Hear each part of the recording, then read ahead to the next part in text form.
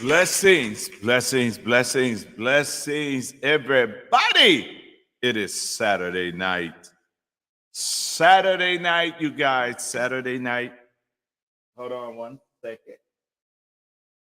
Had a little technical with lights. Saturday night. We're excited about it. It's teaching time on Saturday night. And the first half of the show, we have a great friend of mine's coming on, man of God, man that I am grateful to have as a friend. So we're going to bring him on in a minute. Y'all know how we do it. Tag, share with someone, and let them know that we are on.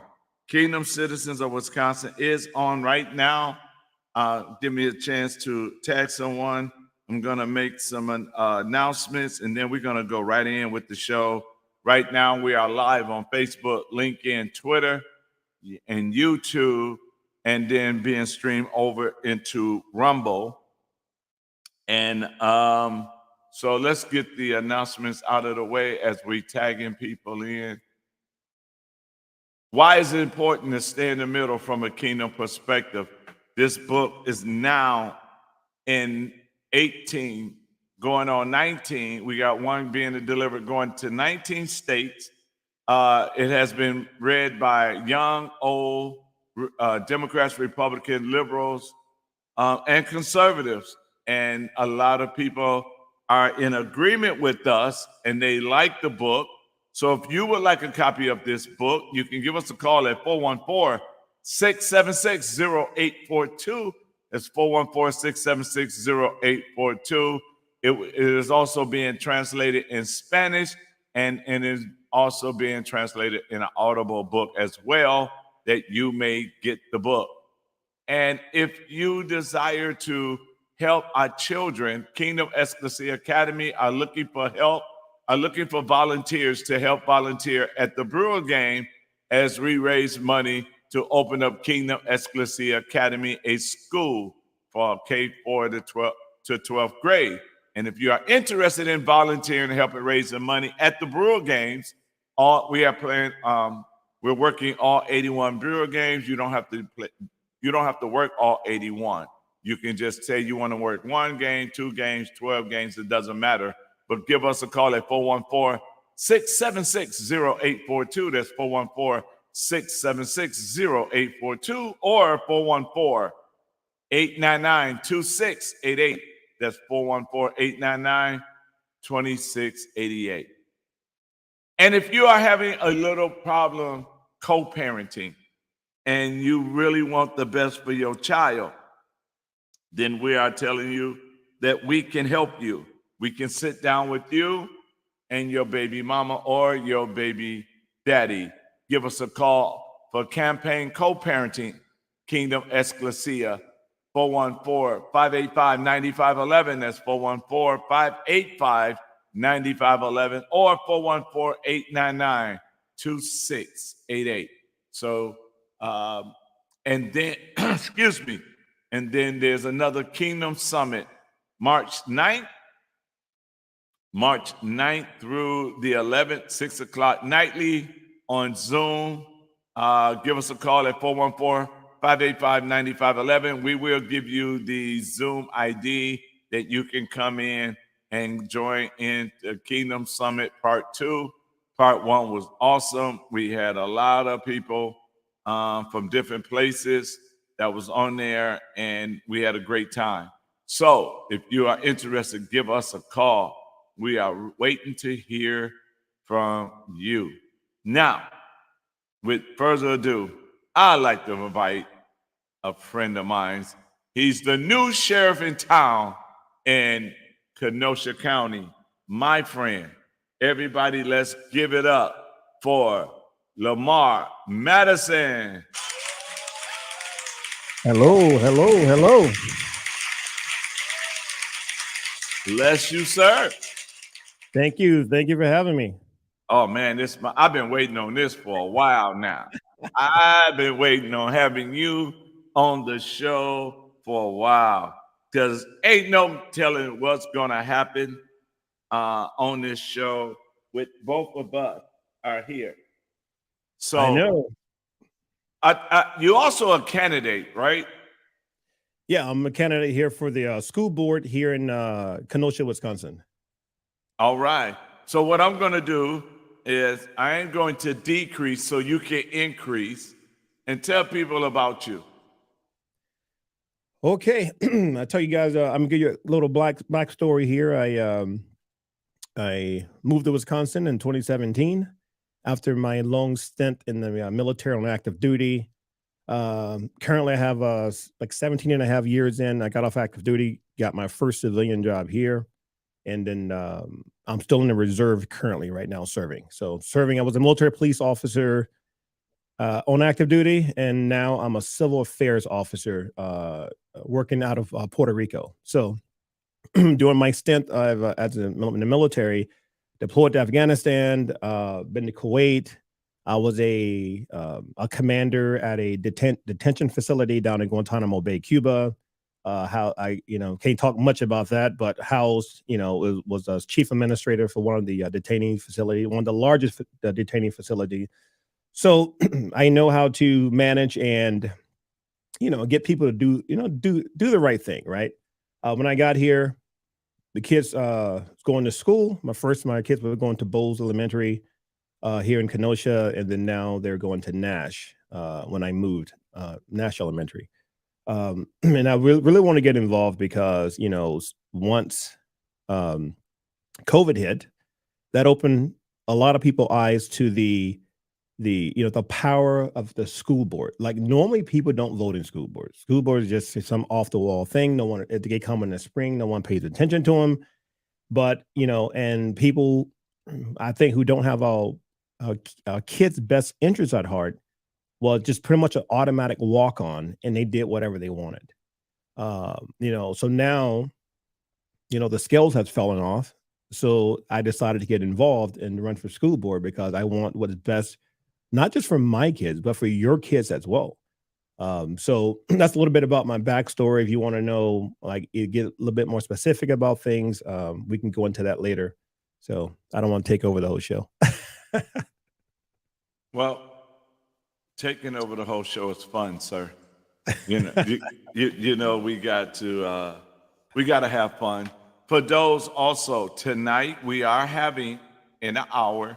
We are going to be joined with Mercy and Abigail, aka Sarah and Amber, and we're going to all talk while being taught the Constitution of Wisconsin. We're going to have some fun, and Lamar will be able to say some things from a military side because he has given his life to defend that Constitution.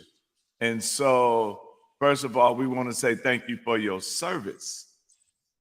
And thank you. Go ahead. Yeah, thank you. And for everyone who has come before me, I'd like to thank them as well because I was just at we have a place in Kenosha called I think it's called the Heroes Cafe. I went there for the first time Friday, and I met a 99-year-old gentleman there from World War II. Wow. Last of his kind, and sat down and had a few words with that gentleman, and it just made me proud about what I'm doing, that my decision to serve, and the people who served before me. So it was good to see an old breed that's still around. So. And what branch was you in? I'm currently in the Army. I'm Okay. a major. I'm a major in the Army, and I should be getting picked up for Lieutenant Colonel either this year or next year. Oh, wow. I ain't got no head. I'll take my hat off to you. I give a hat tip for you. All right, you're so kind. So let's talk about. Well, there's so much we can talk about, but let's talk about your race and how do you see it? Because, for example, in Milwaukee, we have 10% of the students in Milwaukee right now can read at their grade level, and only 14% in Milwaukee can do math at their grade level. And to me, MPS, Milwaukee Public Schools, failed our children because the school board is the one who decides where the money goes. The school board decides on the curriculum, so, the empty buildings. So we have all of this. And it's funny how they can go and look themselves in the mirror and have no problem knowing that they're failing on a daily basis. So what do you see when it comes to Kenosha School Board? Do you see almost the same thing? I don't know Kenosha's test scores, like I know Milwaukee's, but what do you see where Kenosha needs improvement when it comes to the school board?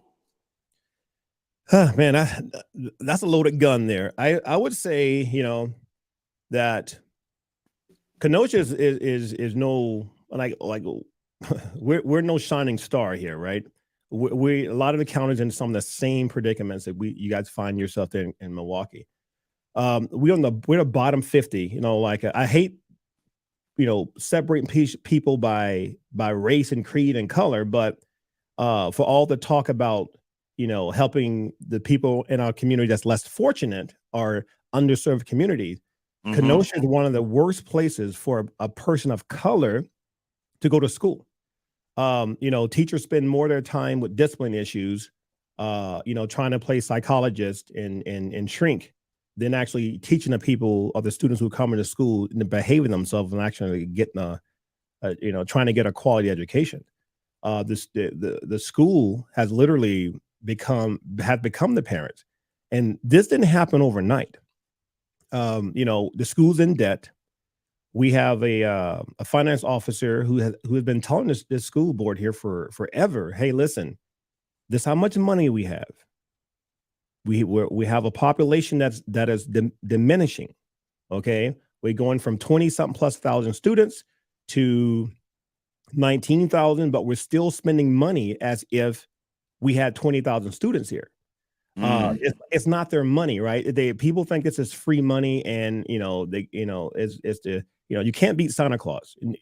They keep spending money, and now we had a debt of over like $10 million and other obligations that we have to take care of. I think it's going to be somewhere, really, the real number is going to be somewhere around $20 million that this school board is going to be in debt. But we're busy spending money on things we have no business spending money on.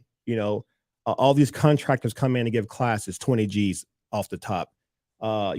Gym floors we might not need. We have 6 to 7 schools here right now who don't have proper security, in their school. It's all about priorities. We get enough money from property taxes, because everyone knows your property taxes in Wisconsin is not cheap. We get money from the state, but the school board, they don't listen to the experts that tell them, hey, in 5 years, we're going to be this much in debt. Now, this is nothing. Next year and a year after that, the debt's going to grow unless we get a bailout from the state. That's the only way we're going to become solvent, is to get that bailout. And I think that's what the school board's waiting on. But when they get those bailouts, it comes with something. They're not just bailing you out because they like you. It comes with something. It's just like they get for lunch money. They give you the lunch money, but with the lunch money comes, you got to let a boy goes in the girl's bathroom and the girl go in the boy's bathroom, and all of that crazy stuff that comes with the money. The federal government, it was $82 million at the time that they was distributing if you talk about CEL, social emotional learning. So anytime the state or the federal bail you out, it comes with something. You're gonna owe something. You're gonna have to do something whether you want to or not. It's like when Tony Evers was over DPI, he took money for Common Core and never saw the curriculum. So he took the money and then the curriculum came. So, it's wondering if that bailout is going to be for Kenosha. What comes with that bailout? I mean, the bailout is a Trojan horse, right? Yes. Uh, the most dangerous thing to a state is federal funding. Because federal funding, like you said, is going to come with some type of, well, we'll give you this $20 million if you do this, right? Yep. That's why a person in debt is always subservient to the person who lend them the money. I mean, we all know this, right? Yes. I think the Bible speaks about this. Why do you think all our speed limits in the states are all the same pretty much? Why do you think a lot of the states look exactly the same? Because the federal government says, hey, I give you this money if you change your speed limit to 55. The government says, okay, we'll do that, right? And take the money, and they do whatever the federal government wants. That's why it's so important to start focusing on local elections, because they're the ones that are making these decisions. Because when they give this money, they say, okay, we want you to teach CRT, social emotional learning, or we want you to do X, Y, and Z. And because we're in debt and desperate, we just shake our head yes, and then we take the money and implement whatever the federal government wants, right? Because if you're in debt and you're about to lose your house, right? And somebody say, hey, I give you this money if you do X, Y, and Z, short of killing somebody, you probably do it. Right. And we are no different here. We're no different here at a local level, at a school board level. And you're absolutely right. We have to get involved, take over our local races, find out what's going on the local level, find out what we need to do to turn the school board around, what we need to do to turn the automatic districts around, our county around, because of the fact that the local levels are the foundation, and if the foundation got a crack, then you're not going to build well. And so when we look at like Milwaukee right now, they're looking for $506 million that they got, right? And nobody know where that money went. But you surprised? I'm not surprised. But September 2024, they got to give an answer to that $506 million. Now you're going to see receipts and emails flying everywhere so they can say, oh, this is what we did with the money. But they got that money to enhance and help the children learn during the pandemic and all of this. But the kids got worse. They didn't get better. Doctor, let me tell you something with the money, right? This COVID money, it's a power grab by the government, right? This money goes out, and they're really the money goes out to people that they agree with, or people their voting block. Like, let's say I want to start this curriculum, and I'm just some crazy leftard, right? And I build this curriculum, and I try to push it to the school. School board sees it. They want to buy my curriculum. I'm gonna charge them $50,000 to get it in their schools. A lot of this is just paying their friends that are in the same business, right? And so, why you never see school board money goes to conservative causes? Why you never see school board money go to anything that's conservative, religious based, or you never see that. But the school board money always goes toward people that think like them.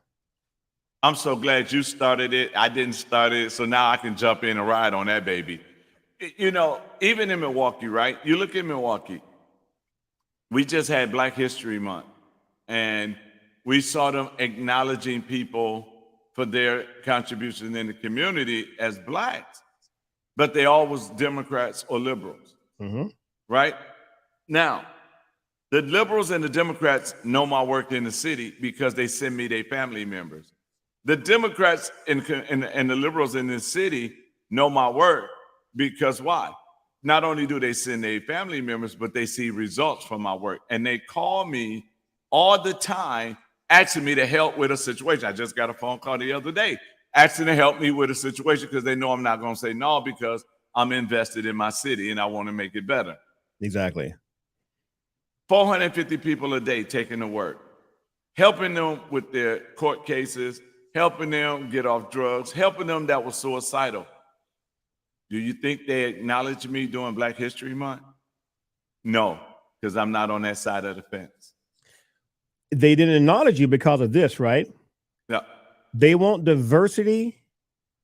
The diversity they want is diversity of thought. They don't want you to think any different from them, right? Right. True diversity is the diversity of ideas, right? Yes. Because you have, I forgot, I think it was South Carolina. There was a NAACP caucus, right, in the state house. Yep. One Black conservative, he was not admitted to the NAACP. I wish I knew the name. I'm just on the top of my head, but that tells anybody right there, right? It's not about what color you are. It's about what you think and how you think. Black people and brown people are used as a pun to push an agenda.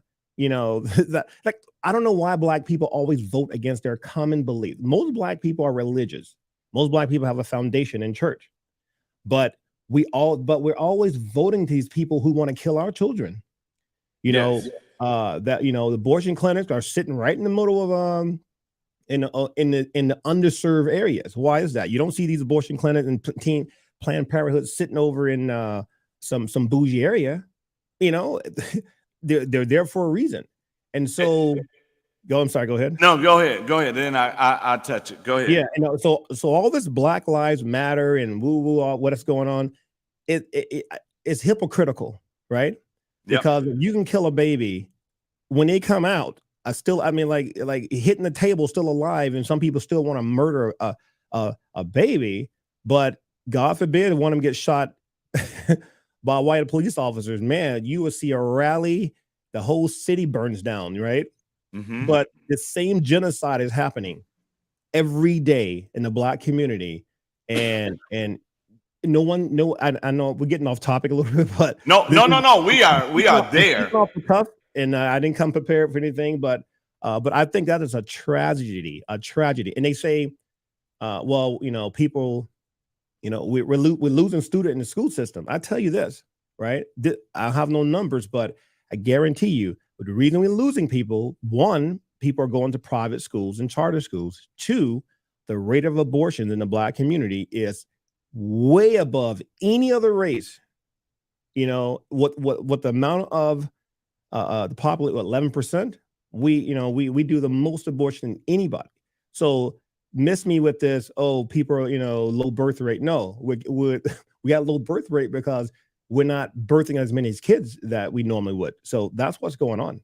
And not only that, you know, when you talk about it, 42 million Blacks in America, 20 million Black babies has been aborted.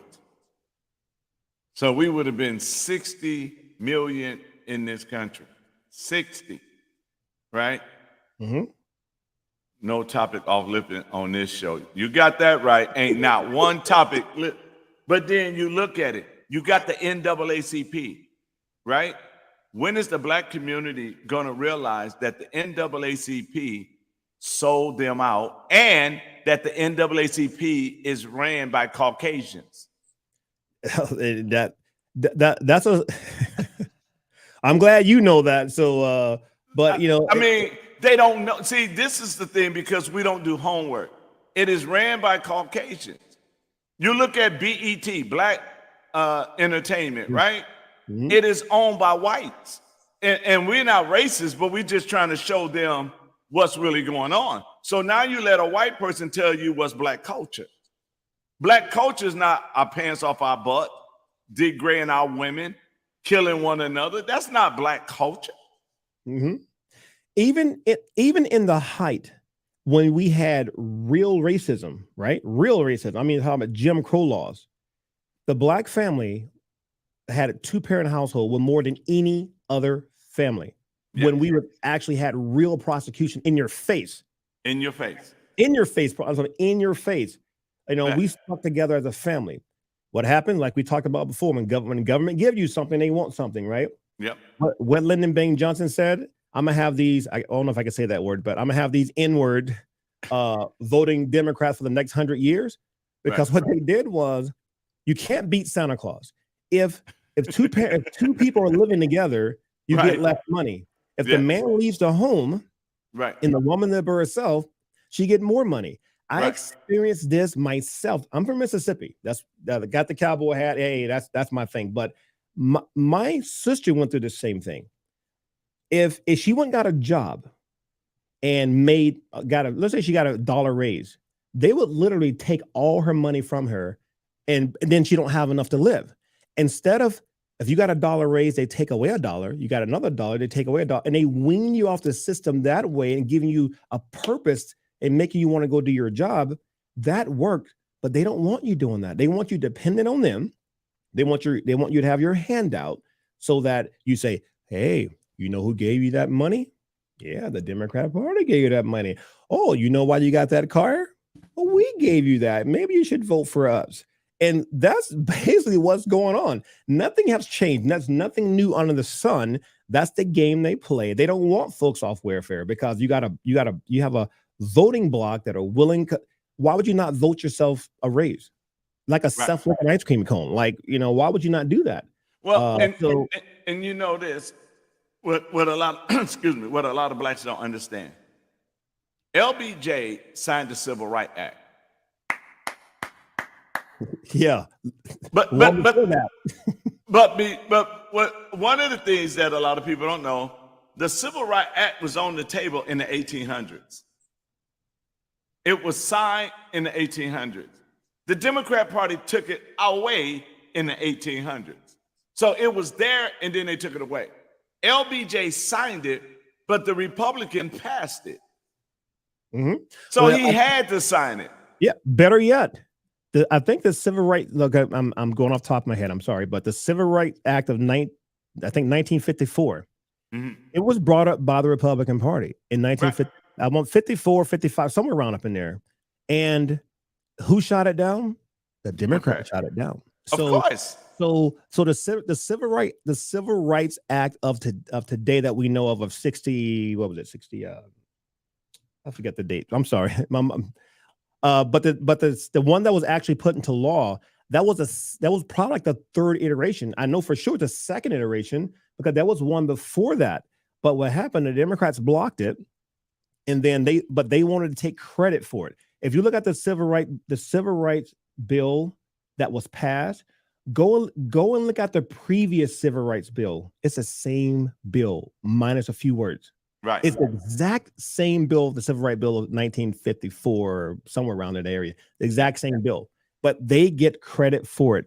We don't. But see, again, they never knew who passed it, so he can sign it. And he was forced to sign it because everybody was watching. And that's when he started war on poverty to kick the man out of the house. And so when you look at it right now, you can have a mother with 4 kids, working her butt off, getting a job, but because she makes so much money, she can't get no food stamps to help her feed her kids. Yep. Then you can see a mother with 2 kids, ain't trying to work, and she's getting all the food stamps. So, in other words, either you bow down and come back to the plantation or do it on your own. Well, this system is designed, it's designed this way, right? It's if someone trying to, like I told you before, somebody tried to do better, the system is not designed or how it currently designed. We're creatures of like you're gonna do the things that's gonna feed your family. If you know if you ain't got a job and the job you have ain't gonna make enough money to feed your family, you're gonna go on the dole and take it from the government. No, not that you really want to do it, but that's what the you either gotta it's black or white. There's no in between. So if it comes between you feeding your family and you going out working 12 hours a day and barely making ends meet, you're gonna dump that job and go with Santa Claus, the government. So I don't blame the people as much as I blame the government involvement, because these type things used to be done by nonprofit groups, the church, and people in your community. Because when you sitting at home not doing anything and the government is giving you money, there's no accountability. But if the church gave you money, or a charity group, some Catholic group, some nonprofit, if they gave you money, now there's accountability with that. They say, hey, we've been giving you money for the last 6 months. You haven't looked for a job at all. What are we doing here? Right. Right. Because now it's a personal accountability, because it's almost like when if a friend loan you money and say, hey, I'm on bad time, give me $500 next month. You make sure you pay that money back. You're like, man, I know this guy's personal. He helped me out. I got to give him the money back. The government, there's no personal relationship there. Who cares if you pay it back or not, right? Right. And that's the mentality. We have to start doing for ourselves. Everyone has to start doing for themselves, because how things are going now, there is no, the money is not forever. Right. Money is not forever. It's going to run out at some point. But here's the thing though. You are paying it back. You know how they paying it back? When they vote. So they paying it back. I'm gonna give you this money, but you're gonna pay it back. You're gonna vote. And you're gonna vote for us. We're gonna tell you who to vote for. Just like I just saw, and I put it on my last show, where they telling people, we're gonna give you $250 to go tell somebody who to vote for. And we want you to vote for this Supreme Court justice, and you tell all your friends to vote for her too. Here's $250. How many people can you convince? $250? You gonna ask me how many people I convince? Give me $250. I won't tell them to vote for who you want me to tell them to vote for, but I will convince them to go and vote. Yeah, but this is a scary thing here, right? What was that act? The Jerry Lewis something voting act. I forgot what exactly the name was it, but basically the federal government is trying to take over state elections. Yeah. And that is huge. I mean, if the federal government take over state elections, this would become a one-party dictatorship overnight. Yeah. Because we have to look at the United States as 50 individual states doing what they think is right for their own citizens. The state made the federal government. It's not the other way around. Okay. That's why now it's flipped. We something happened in our state. We got our hands out, waiting on Biden to do something, or waiting on Trump to do something. Or hey, where's our local officials? We have a governor. We have a National Guard. Everything the federal government has, we have it at a state and local level. Right. School board, we have one here in Wisconsin. We have, Department of Education, whatever. We have everything. We are a microcosm. With 50. Look at us like 50 individual states. The governors are like presidents, and we, need to hold our state official accountable to help push back on some of this wokeism that coming from the federal government. But if you don't care who you have in office, then they're going to take the money and sell you out every time. Yep. And then you also have to look at it like this. Each individual state is a nation all by itself. And so when we look at it as a nation, Wisconsin is a nation, so we really don't have to go along with the federal government if we don't want to. Unless you want that money. Unless you want the money. We can pass a law saying we can have a speed limit of 100 miles an hour, everyone live action, but we would lose federal funding. We can say we want to go out different ways. We want to go back to teaching kids the phonics. We want to do this. We'll lose federal funding. So but you know what? Federal funding. But the thing about it is, if you look at it and people say, well, you might lose federal dollars. Okay. You might lose federal dollars. But guess what? Let's lose it. Because I'll tell you why I say that. If we don't get their money, then we are free to do it the way we need to do it. Yep. We're not hostages. If we show parents or citizens that what we're doing is to better your life, then guess what? We can even tell, you know, the beauty of it is when we look at it, the power's still in the hands of the people. The power's still in the hands of the people. You need to act like it. If all states says, you know what, we're not going to go along with the federal government, and they say, federal government say, okay, we're not going to give you no money. All we have to do is look at them and say, you really want to play that game? Do you really want to play that game right now? Because the federal government, if everybody walk away right now, every state walk away, what do you think will happen? Well, a lot of potential things can happen. I think we are semi, within the states ourselves, we are divorcing each other because, look at that race, for example, in Chicago just now with Lori Lightfoot, Beetlejuice. She lost the race, right? Yay! Yay! I mean, she just didn't lose, man. She got smacked like that was a like a But wait a minute. Do you hear what she tried to use? Yes, play the race card. She says the reason I lost because of race and gender. Yeah. No, you lost because you suck. You suck as a leader. You didn't care about you attacked the churches because every church that stayed open, you had their cars towed.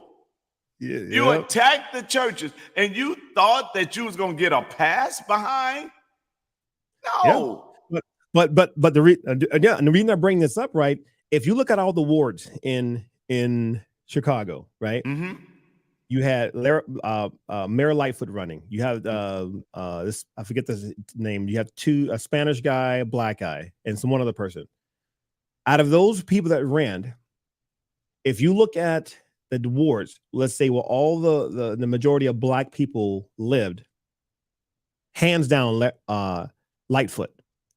If you look at the wards that had Madame is Spanish, hands down, they voted for the Spanish candidate. And so what I'm saying, so we're starting to only elect people by race in these blue, and like look at the war, it breaks down, it's break down by race. South Chicago, Lightfoot and other black gentlemen that ran, they dominated there. I mean, and the Spanish candidates didn't get barely any votes there. You go to the Spanish area, no black people won there, all Spanish. So we're starting to vote. Not even starting to, we're voting based on skin color and don't even care enough to find out what the person believes. You know what I mean? So I tell everybody, go and look at the wards and see how it breaks down who voted for who. And so that tells you right there we are a divided nation within our states as well, because we're voting on race now, right? Right. That is very serious and problematic, which we're tribalizing here, and it's the worst I've ever seen it. And when you look at it, also though, we was programmed to do that. I'll take Milwaukee. Milwaukee has black police chief, black mayor, black county executive, black sheriff, black state senators, black congresswoman, black county supervisors, black school board, black aldermen, but a black person got to leave Milwaukee to prosper. I would tell you this. I know that sounds stupid, don't it? I would tell you this. Even in my hometown, everyone in my hometown pretty much, black people run it. They all elect, and they go, well, the white man. I'm like, whoa. Who's your mayor? He's black. Okay. Who's the fire chief? Black. Who's the police chief? Black. Who's your alderman? Black. Why aren't you going to them, holding them, having them be accountable just as well? You got this fictitious white dude that's hovering over people, that's causing all these issues. When the issue's here, the guy who stole that $50,000, they know white man made him do that. He put that money in his freezer. Who's that guy? Putting money in freezer, not doing the right thing. So They always want to talk about how somebody else made them do it, right? A lot of these cities, we're in charge now. Okay. Haven't gotten any better. I mean, comparatively, has it gotten any better? No. So we got to start holding the leaders in charge accountable, because now we got power. What are we doing with it? But let me say it this way, because you said it earlier. If you're in need, somebody will give you the money, but you owe them, okay? Every black official in Milwaukee are Democrats. They might mention abortion, because that's what the Democrats want to talk about. But they don't mention or have a press conference on black crime. Amen, brother. They don't talk about black abortions. They don't talk about the poor education that the black children are getting. They're not talking about how it's unfair, not just black single moms, but single moms, period, being pimped by the system and won't let them prosper. They will not talk about life issues. They will not, because you know why? They took money and now they can't say anything. So you no wonder they got to leave Milwaukee and go to outskirts of Milwaukee to open up their businesses and get it open right away. Like, we had a lady on the show. She's running for auto person. And she works. Yeah. Well, if we say alderman, so auto woman, auto person, but she's running for the automatic industry. Right. And so, but she works in licensing, right? So she'll tell a person, according to licensing, you can't open a business in a district that does not have an alderman. You have to wait until you get an alderman before you can open up a business. But they can vote and put something in that district even though they don't have an alderman. So, for example, the 9th automatic district didn't have an alderman person, but the Common Council voted to put a youth detention center in the 9th district. The people of 9th district said, please don't vote on this until we get an auto person, and then vote on this. But no, they voted and the mayor signed it for it to be there. But you and I can't open up a business there until they get an auto person. And strange world. And not only that, there's 80 youth outside of Milwaukee right now in detention, and they're getting $400,000 per youth. So that's $32 million a year. The mayor gets on TV and says, oh, we want to bring the children home. So we can help rehabilitate them and that they can be close to family. But the building they're building is only set for 32, not 80. Because they knew they're not letting you, these people they gotta have a life, right? So they're not gonna give you up, they're not gonna give up $32 million of their budget. But you're telling the people and trying to make it seem like you're really for us. Well, if you're really for the city, then why not bring all 80 kids home?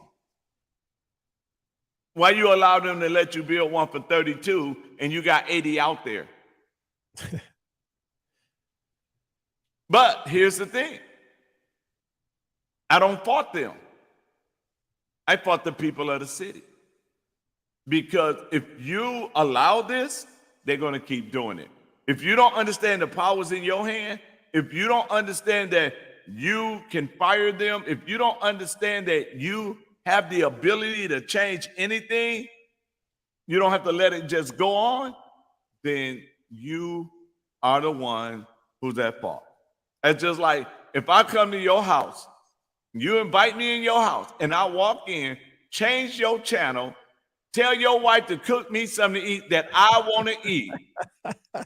Send your son into your refrigerator to get your favorite drink and bring it to me, and you sitting right here ain't saying nothing? Wait, you getting the big chicken? Yes. That's a Southern joke. I don't know if we get Yeah. it up. We get that up here. So, So if I'm there and you allowing me to do all of this, and now I leave and you complaining to your wife, why did you do that?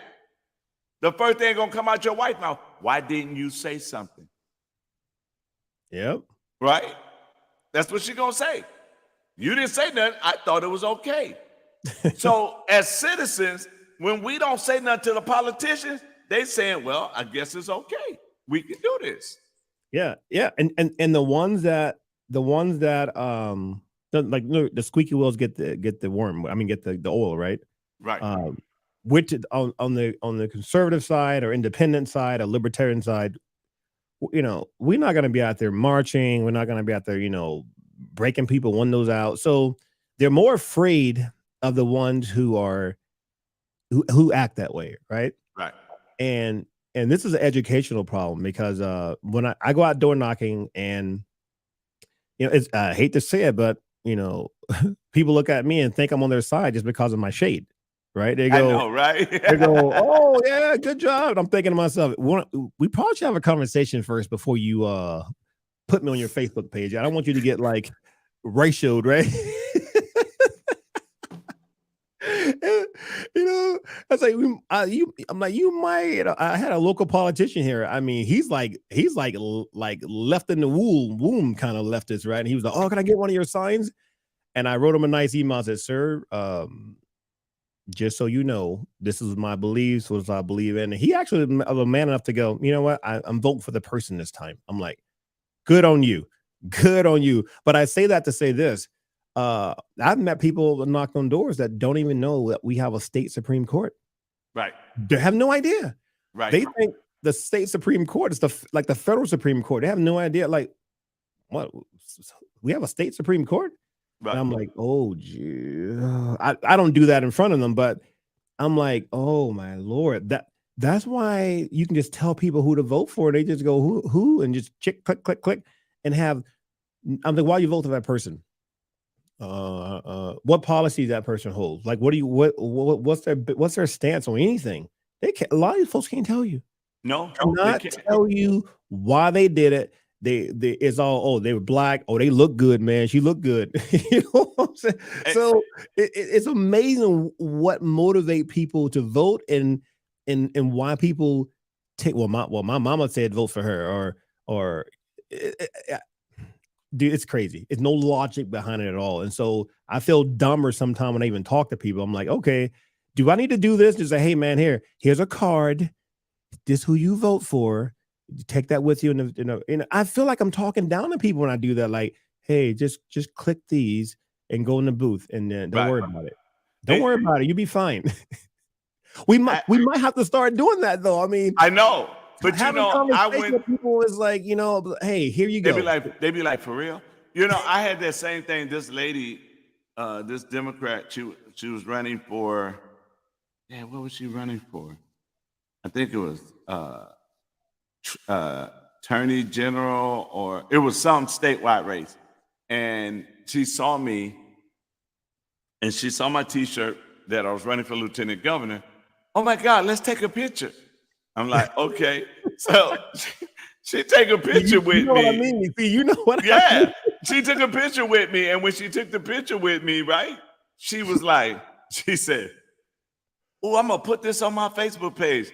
I said, ma'am, let me introduce to you who I really am. So I don't even want you to get in trouble. I said, I'm Dr. David King. I said, I'm not a Democrat.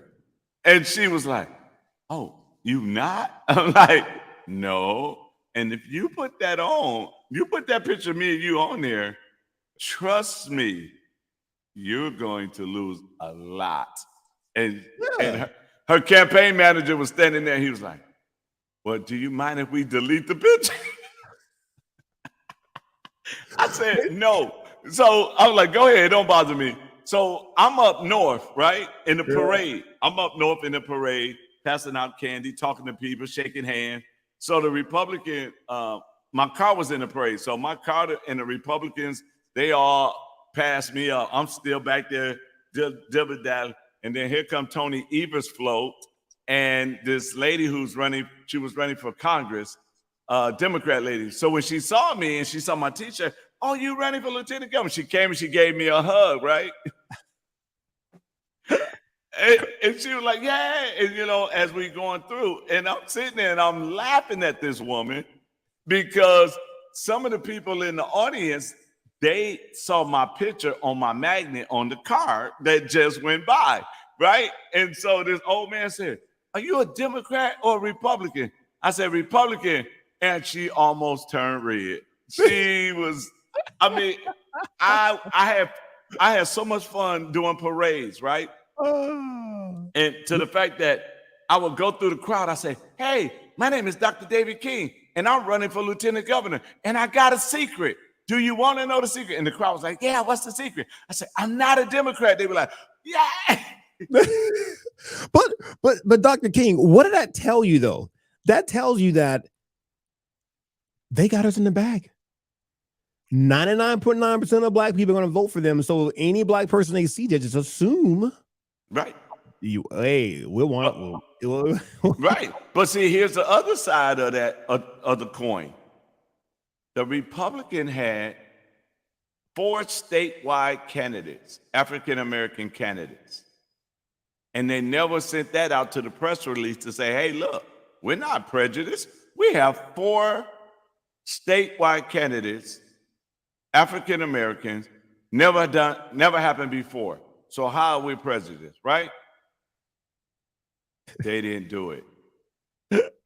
They didn't put it out there. And then I ain't even gonna go there because see, I would go there. I am not. Don't do it. Don't do it. No.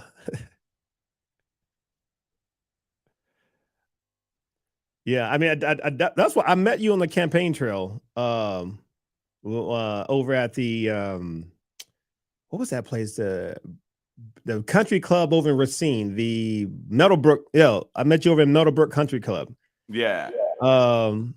And I saw you speak there. So, and that's when we first got together. But yeah, I mean, I didn't know until I was actually there listening to all you guys speak. But you notice when you guys are speaking, like it's more of a I feel, what do you want to call that? I never see debates anymore. Everyone gets asked questions, you answer them, but there's never any crosstalk. Because I remember watching you somebody said something you was like, wait. And then they told you, nope, you can't ask questions. Because they know I was finna, man, let me tell you. That's what I remember, because the guy said something and you was in the front row, you leaning back with your legs crossed or whatever. And you're just like, I saw your face and you was like, wait a minute. Because you're going to say something like, when did you do this? Like, right. But see, here's the thing, though. It's so funny. Here's the thing. They don't want you to debate because they know, and it only depends on where you go. They know that their favorite candidate can't stand toe-to-toe with you. They already know this. So let me tell you what happened. We was up north, and all the lieutenant governor candidates were supposed to show up. Only 2 of us showed up. Now, the person that showed up had made a statement, I debate anybody. I'll go toe-to-toe with any of them. He got his wish. It was just the 2 of us. Just the 2 of us. Right, go ahead. and the beauty of it is nobody knew neither one of us. It was one lady showed up. I call her my political mom. She drove there. She lived nowhere near there. So she drove about 2.5 hours to be there, right? So she was there. My wife was there. And Luke and Destiny, the people that came with me there, and people that came with him was there. But the people that lived there didn't know neither one of us, right? Wait. So how many people's in the crowd? Oh, it was a lot of them. Oh, okay. I thought you made it sound like it was just a handful showed up and y'all had like 5 people. No. I said that to say the ones that was in the crowd didn't know none of us. Yeah. Okay. They didn't know neither one of us. So we sitting there and the debate was on. He could say something, I can come back. They let us debate, right? Yeah. So we started debating, and I started eating him up. And then he says, you claim you was out here in 2020 because nobody else knew us, right? They knew my political mom, but they didn't know me. So he was like, so you claim you was out here in 2020 and you was doing this and this and this. Where is your evidence? And my wife reached to give me my phone to prove that I had evidence. I told her, I said, no, baby, I got this. I said, Mom, I said, would you raise your hand so that everybody know who I'm talking to? She raised her hand. I said, Mom, wasn't I out with you doing a rally during the shutdown in 2020 in a place called Whitelaw, Wisconsin? And he was like, and she was like, yes, you were. So then I said, you know what? You've been claiming that you did this, you helped this person, you stopped this suicide, you did this and this. I said, where's your evidence? And so the debate went away from the what was funny was the debate went away from what was everybody at the time? Medical mandate. It went away from medical mandate and it went in. What have you done? What can you do? How are you gonna do? I mean, it was just bam, bam, bam, right? Yeah. And the debate was over when I did that. That everything else I said, all he said was, I agree with what Dr. King said. I agree with Dr. King said. So it was funny because of the fact that what we end up doing is that they don't let you debate because they really don't want a good debate. Yeah, I mean, even if they just like blessing, brother, how you doing? We got to talk, Eric. I'm running for mayor for the city of Milwaukee. We got to talk. Go ahead, sir. You know, it's almost like, you know, like Thomas Sowell said one time. He was like, because they asked him about debating Jesse Jackson at the time, and he said, "Sure, I'll debate Jesse Jackson," but he said, "But I prefer it be a longer form." And they was like, "Why?" He said, "Well." He said, because if you debate Jesse Jackson in front of a television screen, it's just one-liners. Hey, must have quit, won't fit, must have quit. You know, he got all these little whips and these one-liners, and people get stirred up with that. You know what I mean? People get high on this stuff, these little quips. He said, but he don't want to debate Jesse Jackson in that form because he's so smart that he wants to be able to, hey, explain what you're saying.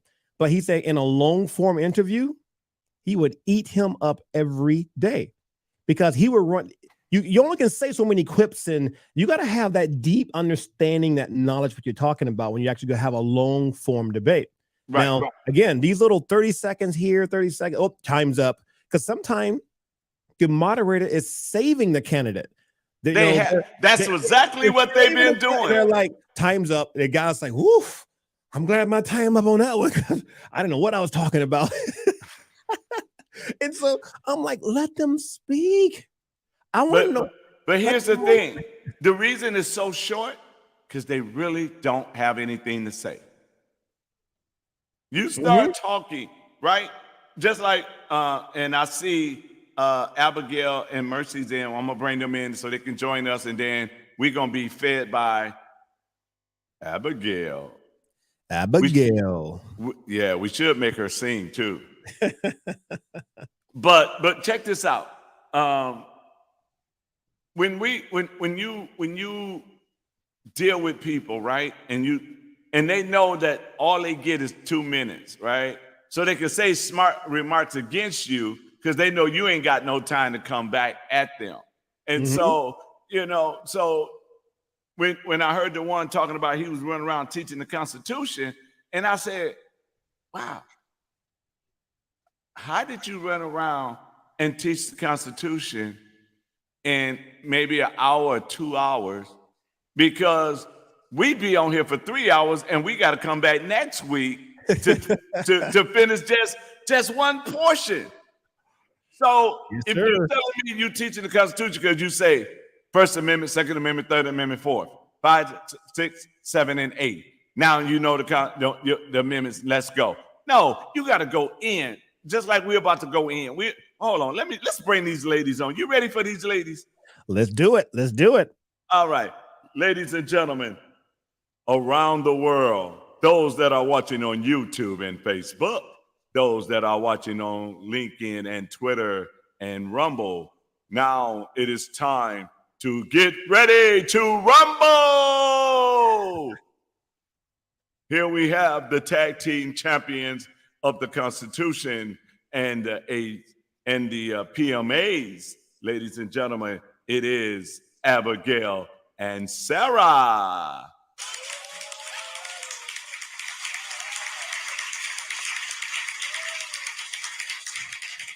Oh, she got her book ready. Look. No, Oh.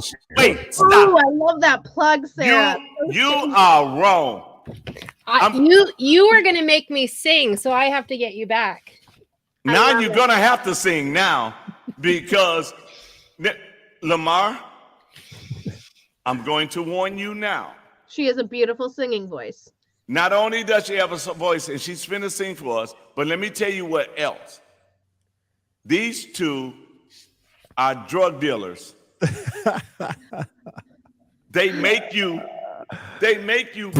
buy books. So they tell you Best drug in the world. They say the drug they sell is knowledge. That's the drug that they sell, but they make Like you buy. Limitless, but better. And here's the thing. Since she got me buying books, I keep getting texts. Since you brought this book, you need this book. It's like progressive. Like you got to do this to get that, do this to get that. Oh, now you got this. If my pocketbook has to be empty, so does yours. How's that one? And then she gonna say, then they say, if you buy this book and this book, we would give you another book for just only $5. So, all right. So you got to sing for us now. You torture me. What am I supposed to sing? I didn't come prepared. Well, okay. Then what should we make her sing? America the Beautiful. Yeah. No, Or the national anthem. I've got to remember the lyrics for that one. Hold on. Okay. Well, then do the national anthem then. Y'all gonna make me stand up. I know. Do the national anthem then. Okay. I can do that. Hold on.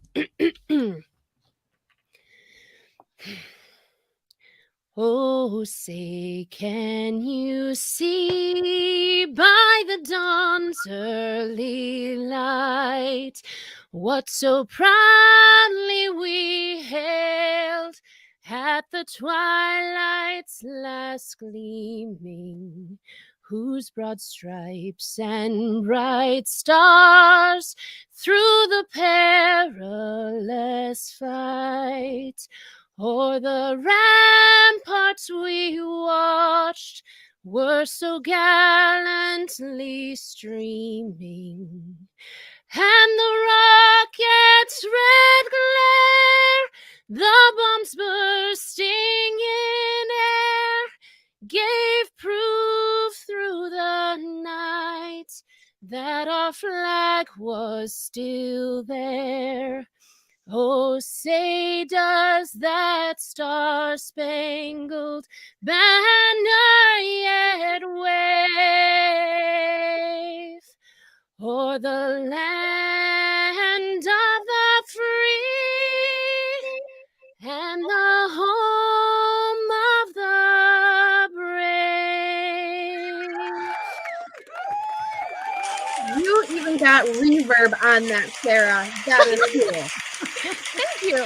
Points for you. I thought that was the nervousness. I was shaking. No, I heard it echo through, and you had reverb, girl. Yeah, You helped it. and Liz says she was singing with her hand on her heart. And Brother Eric says she can really sing. I told y'all. Thank you. I had to do that to her. So, Now you're making me blush. I know. Oh, I can really make y'all blush. Should I do Oh, it? no. thank you. You No. made me blush already. I'm good. I don't have that in me tonight. I had the stomach flu yesterday, and I'm like still dead to the world. Oh, well, this'll help you out then. Oh, no. No, I ain't gonna do it. But I want to introduce you ladies to LAMAR Madison. He's a candidate for the school board in Kenosha. Woo! Awesome. That's right. That's Awesome. right. Give it up. Give it up. Well, normally when you guys hear from me, I'm normally texting or I'm sending in comments. But now this is who I am. Awesome. Nice to meet you guys. Awesome. I via heard earlier Zoom. you're serving in the military. Yeah, I'm in I'm in the reserves. Okay. Now I was active duty until 2017. Now I'm actually serving in the reserve status. I have 2.5 years left, and I can retire. Well, thank you for your service. Thank you. Thank you. Alrighty then. So, I guess we're gonna say, feed us. I'm reading so many books right now. It's hard to know what to pick from for quotes and things, but we will definitely dive into the Wisconsin Constitution for sure. Okay, so Lamar, I just want to warn you now. You either got to come up with a quote, a scripture by time when we get ready to close the show. So everybody comes with a quote or a scripture. So you got to come with one. So you got time to get it ready now. So okay. We ain't closing the show until you come up with one.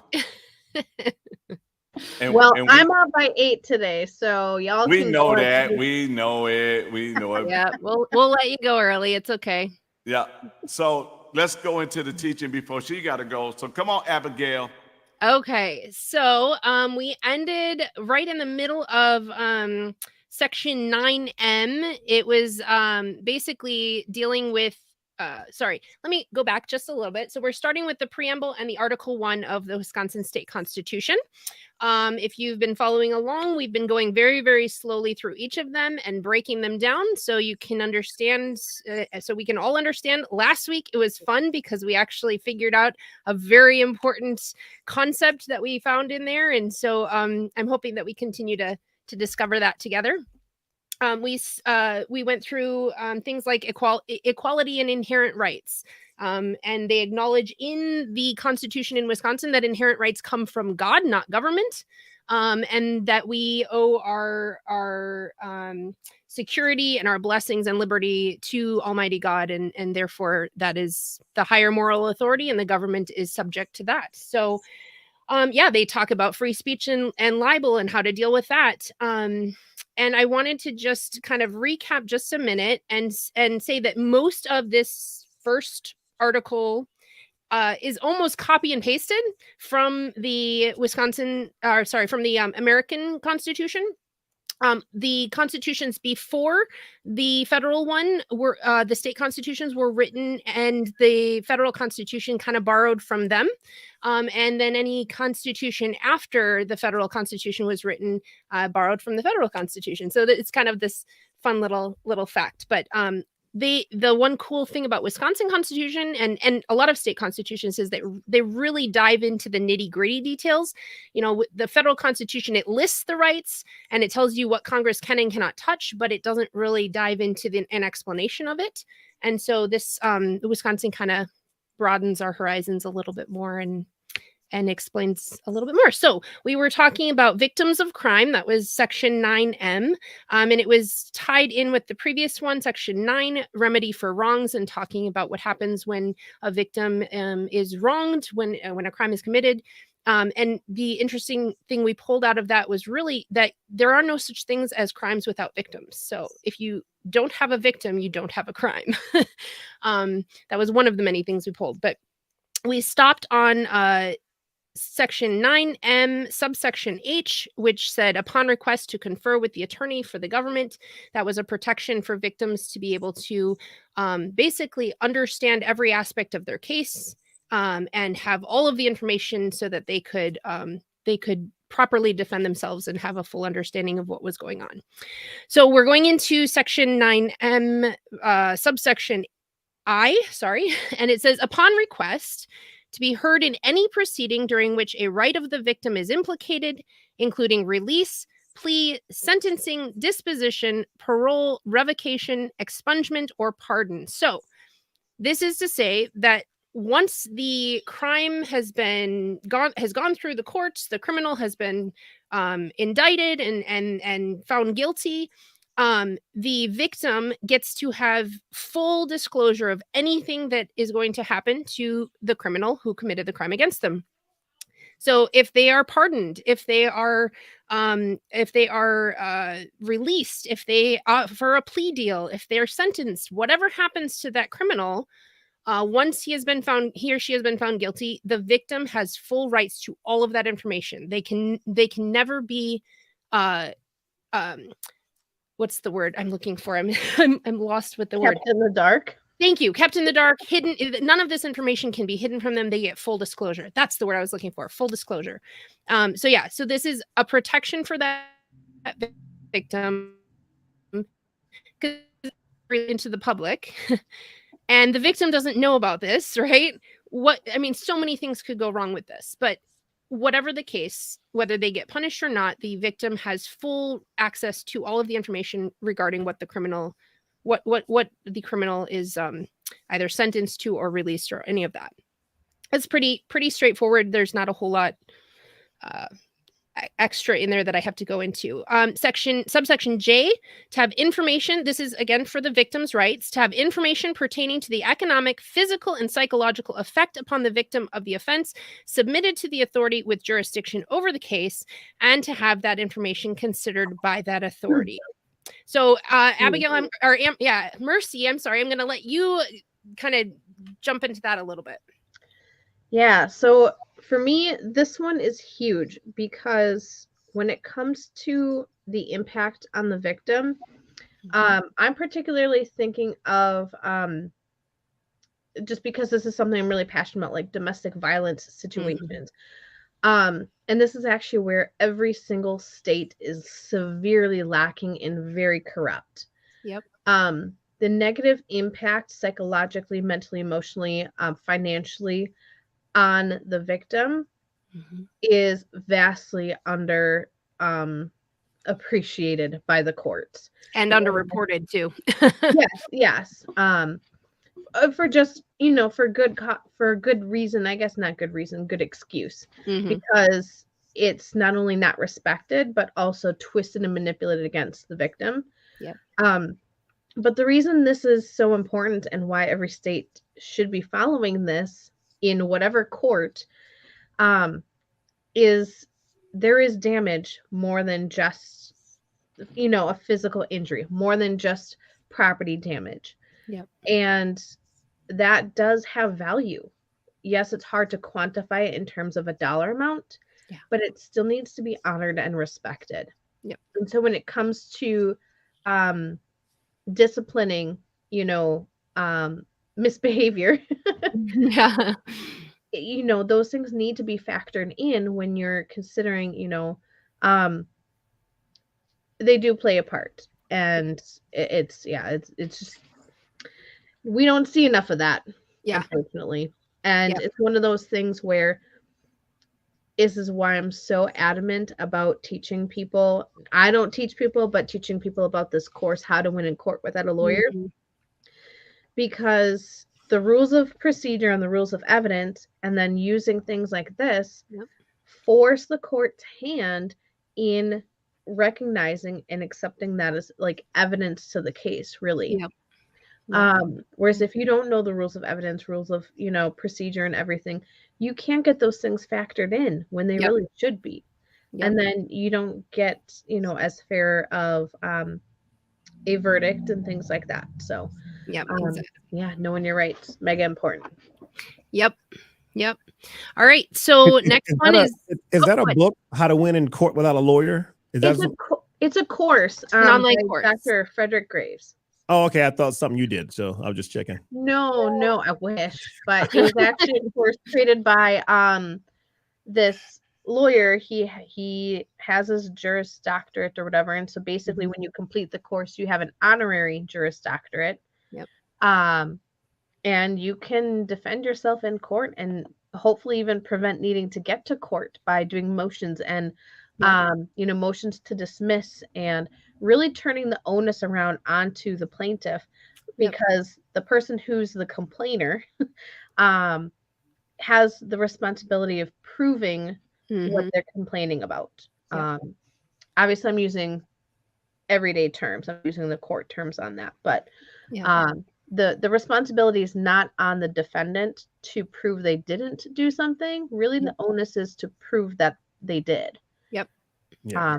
So I can pull up the link for that course and I'll share it in the chat. Yep. Yeah, it's that whole concept of innocent until proven guilty, and that's not just for crimes. It could be for, you know, slander and libel. I mean, I suppose we consider those crimes, but I'm talking about the difference between serious crimes like murder and rape and those types of things versus, you know, somebody slandering you. You can accuse them of something, but you have to be able to prove that it happened, right? You have to be able to put forth that evidence. So it's protecting both the victim and the accused, right?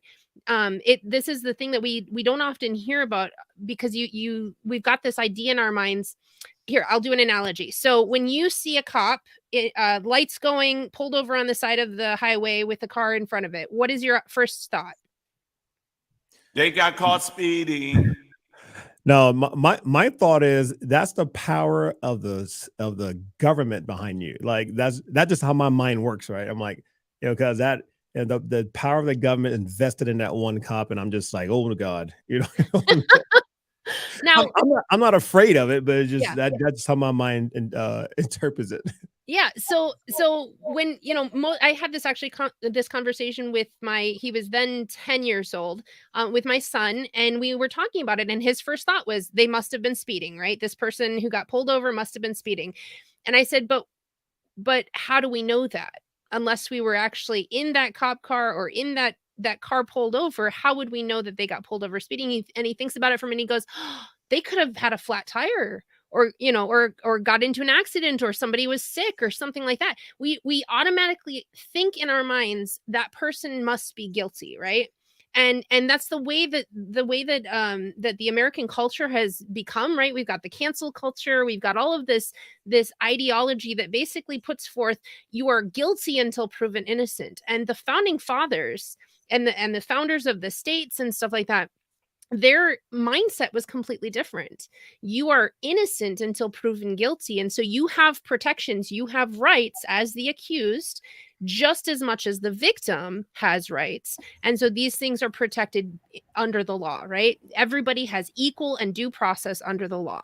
And you know what, Sarah, you are actually, I don't know if you realize you are, but you're hinting on something that we also should know about too. And that is whenever we are accused of an alleged crime, we have a right to face our accuser or the victim. Yep. So many of these things have been criminalized when they're victimless crimes. Yep. And if it's a victimless crime, how can you really say and justify that it's a crime? Yep. Like speeding. Who is really in harm? Yeah. So we need to really get back to the foundation of self-governance and self-responsibility. Like if you are recklessly driving all over the road and there's traffic, like that's different than just speeding. Yes. You know, where the only person that you could potentially harm is yourself. Yep. And it should not be anyone else's responsibility to stop you from harming yourself. Yeah, exactly. Or another one is drugs, right? These how many people are in prisons right now because they imbibed drugs, or they took drugs, or whatever we want to call it. They engaged in addiction. They didn't sell it. They weren't endangering anybody else but themselves, and yet they're in prison. Sometimes for life, sometimes, whatever the case, they're in prison and their entire life is ruined. Their entire record is completely, their reputation is ruined, right? And they didn't have, there was no victim of that crime other than themselves. And they're supposed to be able to stand before their accuser. Well, who was their accuser? It wasn't them. They weren't accusing themselves. So why do we have all of these people who have a drug addiction in prison when there is no victim in that crime other than themselves? And how can you really ban nature? Yeah. That's another thing too, the whole nother topic, but the idea of banning nature. Yeah. Versus, well, it all depends on how you're using nature.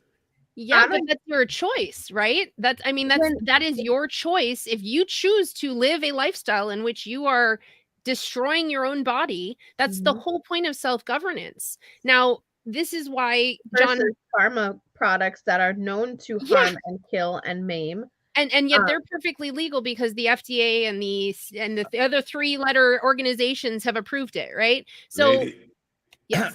y'all are so easy. All I gotta do is say one thing, and y'all just I just assumed you were trying to get us to like open the Beta. discussion and continue expounding on it. and the reason I did that, I wanted y'all to get going on it. Yeah. But the thing about it is, it makes people think, right? It makes you keep using that cuss word, personal responsibility, right? Oh, yeah. So What a we horrible tell word. that's a horrible word, right? Especially in this day and age, you're Yeah. gonna get canceled because you keep saying personal responsibility. But But- I don't want to be a victim. But you know what's funny though? You know what's funny? The people that holler personal, that get mad when you say personal responsibility. Mhm. I tested it one day and I said, let me ask you a question. If Mhm. I move in your house, I'm not gonna pay no rent. I Mhm. ain't gonna buy no groceries. I ain't gonna give nothing on the utility bills. I'm Mhm. gonna eat up your food, run up your water, run up your electricity. Then I'm gonna get me a girlfriend and she gonna come in and stay with you. Is that okay with you? You're not living off of me. You gotta live on your own. Wait a minute. I just thought you was against personal responsibility. Mhm. So, but you know, when Yeah. it comes to the courts, and I love that we're saying this so people's eyes or their brain will click and say, aha, there should be a victim, but what they got me for, there was no victim. Right. Right? Yep. And I want to make note of something, like as we're learning this, especially these things that are really frustrating, Mhm. when we realize there's such a lack of self-responsibility these days, and like this blame shifting and you know, just shifting the responsibility onto others, but never ourselves, not our group, but society wise. Mhm. Something that's really, really near and dear to my heart is making sure that we express that with love and compassion, Mhm. not because people necessarily deserve it, but Mhm. because it helps perpetuate this. It opens the door, I should say. Yeah. It opens the door to receptivity. We cannot try to shove this down people's throats like, Right. don't you know we should do this or blah blah blah. Like, you have to realize where people are coming from, Yeah. even though it's different from where we came from. Yep. And meet them where they're at. They Yep. may have never even heard a single word of what we're talking about, and Yeah. so what we're talking about almost sounds like a different language. Yep. And so asking questions, listening to understand where they're coming from. And then one of my favorite, and I know I've mentioned this here before too, is using feel, felt, found. You know, I get how you feel. I used to kind of feel the same way, and then I found out blah blah blah. Mhm. And so repeat to them what they're expressing, what they're feeling, acknowledge that you get it, you Yeah. know. And then because that's where you're coming to meet them, and then you're bringing them with you on this journey to where you're at now. Yeah. That Exactly. is the only way we are going to grow this. Exactly. We cannot create this division by attacking anyone who thinks or believes differently, whether it's ignorance Mhm. or just not knowing. Don't be taking my fun away from me. No. Well, I want to ask this, guys. Listen, I never understood this. Maybe you guys can probably, we're not, I don't know no one's lawyers here, but when someone is found not guilty in a court setting, Mhm. right? Mhm. Many times in civil court, they get sued, even though they was found not guilty. Mhm. Now they're spending all their money on civil suits.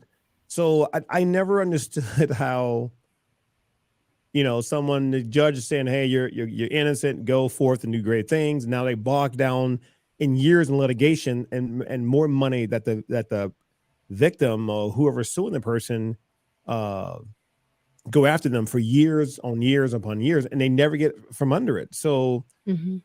that's something I never understood. I'm thinking it should be some, I don't know it enough. It should be some I law, know a little bit about that. I know. can't. Yeah, I get what you're saying, and I definitely have heard of situations like that. So Yeah. sometimes, okay, let's use domestic abuse and divorce and the whole family court thing as an example. Just again, that's what I know the best. If there's domestic abuse, there is a situation for filing a report against someone and pressing charges, and that's criminal charges. But then those actions also kind of fall over into civil court or family court, and may or may not impact, things like custody. And so sometimes like a crime or situation does impact both. And so even though it says, the whole double jeopardy thing, like when it impacts two different like arenas, like a breach Jurisdictions. jurisdictions, like a breach of contract, for instance, too. Yeah. Maybe you were not supposed to drive the company vehicle outside of business hours. I don't know, making something up. And you got in an accident. And so there's a crime. You're basically stealing property because it's not yours to use outside of business hours. There's a crime there. But then also there's a breach of contract, which is not criminal, that's civil. And so there could be two different charges there. Yeah. So that's kind of where those kinds of things come up. Obviously, I don't know every situation and how it, because I'm not a lawyer myself. Yeah. But that's kind of where those kinds of things come up. Well, and see, the other thing that we got to remember is that the courts today do not look anything like the courts of the founding era. They didn't deal in family civil matters in the same way that we look at them today. The family, the church, contracts, those were private matters, and those were either under the jurisdiction of the church or between two private individuals, right? The courts dealt with crimes. So murder, rape, selling drugs to minors, those types of things. They dealt with crimes in which there was a victim. So now we're dealing in two separate jurisdictions, and we could argue for the fact that the civil jurisdiction has overreached itself in many ways. And that's going to be kind of a re-looking back on the history of the courts, the history of, like, if you look at the commentaries of the laws of England, if you look at some of these Supreme Court justices from way back in the founders era, they talk about these different jurisdictions. They have an understanding of who's responsible for these jurisdictions, right? And so there's a lot of overlap in jurisdictions that they should not be involved in. And one other thing I remembered while Sarah was talking is the rules of procedure and the rules of evidence for criminal court and civil court are actually rather different. And the main difference, that, to my knowledge, is in civil court, to prove guilt of wrongdoing, it's beyond a reasonable doubt. So theoretically it's possible, but most of the evidence is saying, yeah, this is most like, is what happened. In criminal court, every piece of the crime of the law has to be satisfied for that crime to actually be the verdict. Words are not working. Sentence for them to be sentence. Charged with it. So like for murder, you have to show intent, you have to show location, you have to show means, you have to, there's 3 or 4 different things that you have to prove for a murder charge. And if even one of those is missing, even if intent is missing, you technically cannot charge with that murder charge because you can't prove intent. Now, does that happen? Yeah, it does. Yeah. And it's because people don't know what the rules of court and rules of evidence say in a criminal court. What they should be doing is appealing it to the, next court above them to show no intent was ever proven. And thus, this needs to be dismissed. And this is why we need to study. Before we need it. Before we need it, but also when you're going through, you need to do something. Don't depend on the lawyer to do everything. You need to do some stuff and then tell that lawyer, you didn't say this and you need to say this. And if you don't say it, then you're fired. I say it myself.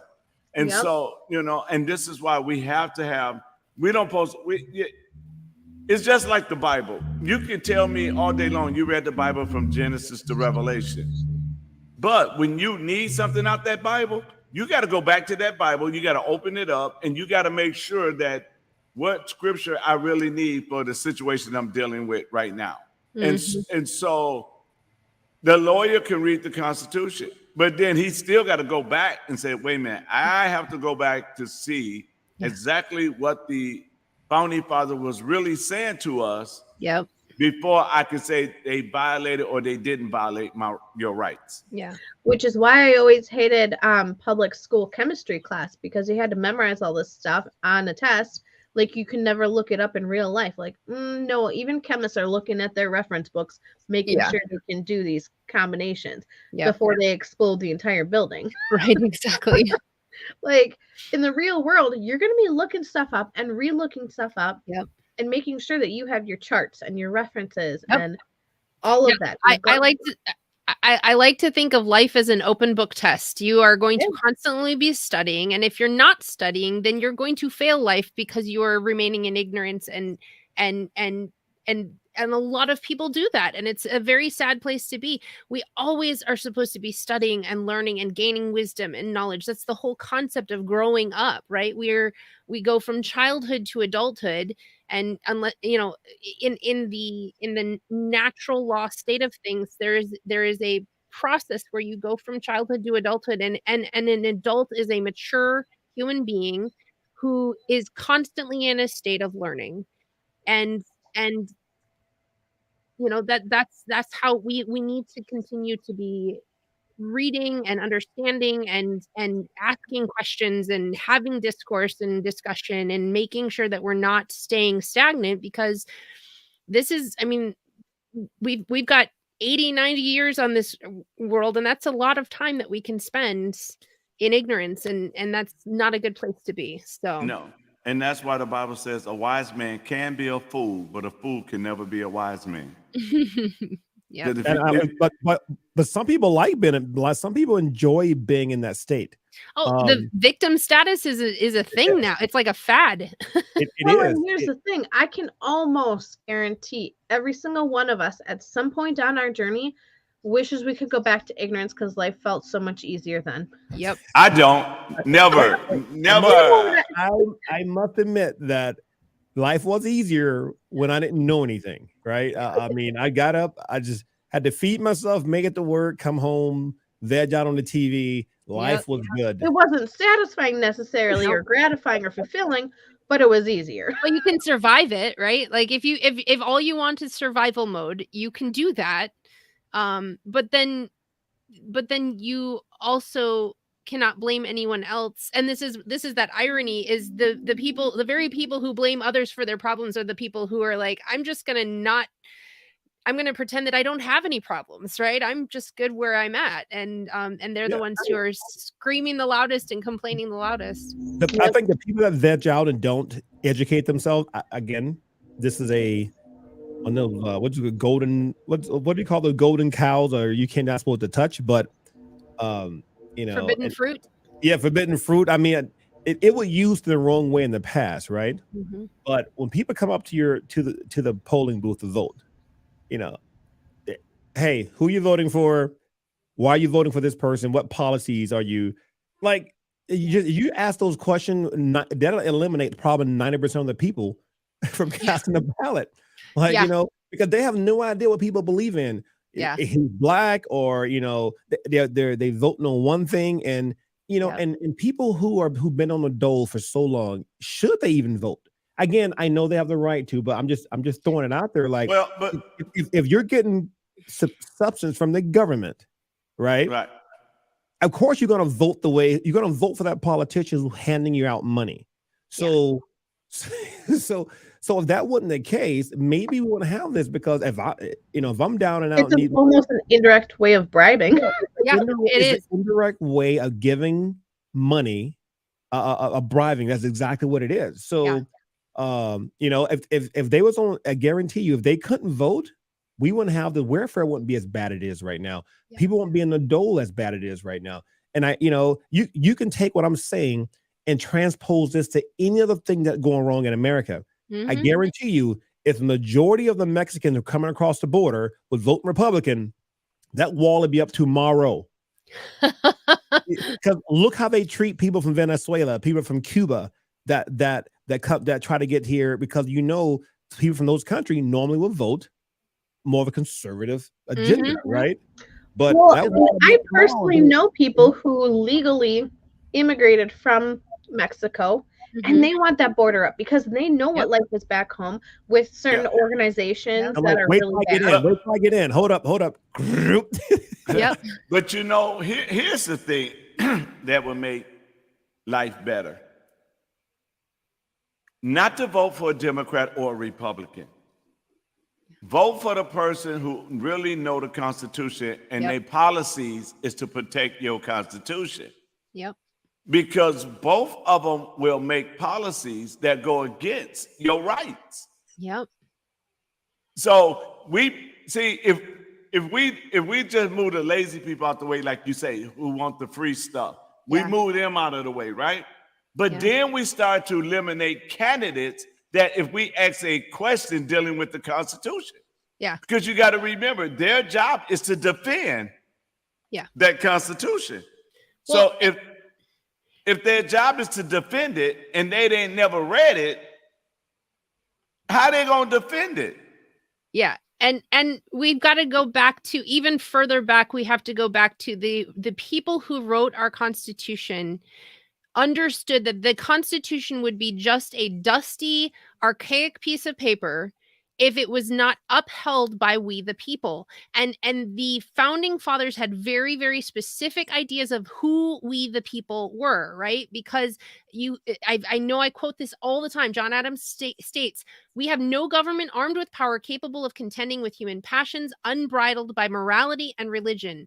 Our Constitution was made only for a moral and religious people. It is wholly inadequate to the government of any other." And we have to remember that, because that is deep. That is way deep. Okay, you gave me chills when you said that, but go ahead. I wish I had said it first, but it was it was John Adams who stated that. And the founding fathers understood human nature. They understood man's flaws, that man is not angelic. They are not perfect. They're fallible human beings. They're made in God's image. And so they have great potential for good, right? But they also have great potential for evil. And they understood that power in the hands of any human being could be easily corrupted if it was not enumerated and limited, right? And so we the people, that's what our document starts with. We the people, in order to, right? We are the ones who are called to restrain government when government gets too big for its britches. And we cannot do that if we are not a moral and virtuous and religious people. We cannot do that if we don't acknowledge a higher moral authority than the government. Because right now, who are we acknowledging as the highest moral authority? The highest supreme being is right now our government. So if our government is the moral supreme being of the universe in our world, who gets to make the rules? Who gets to grant or take away rights? Right? That is the wrong hierarchy of law. Yeah, because think about it. You have politicians right now, when they quote, like they try to quote stuff from the past. Yeah. And they deliberately leave out God. Yes. And these key things that talked about, a higher. Are we talking power. about a specific vice president who just recently? Yeah, the vice president. I forgot what she was quoting, but she left out. She was quoting the Declaration. Yeah, the Declaration of Independence, and she left out. I forget what portion was, but it had something to do with God and where your rights come from. I'm going. This is the same thing. Communist nations do. Like when they take over, they get rid of anybody, any divinity, any type of God, because they want the state has to be the one and only. The state has to be your God now. Yep. That's why churches are persecuted. That's why they run underground, because and then they put their pictures up there, and those pictures become venerated as the head. They become head of the church. They become head of the government. So, Lamar, have you by any chance read 1984? Oh no. My boss asked me to read that, and I started reading it, but I didn't finish it. Yeah, I think maybe that does have some Because parallels. so much to of right? that is indirectly reflected in that book. I listened to it in audio version because I Yeah, drive. I gotta listen to it again though. But a lot of Yeah. that has come true.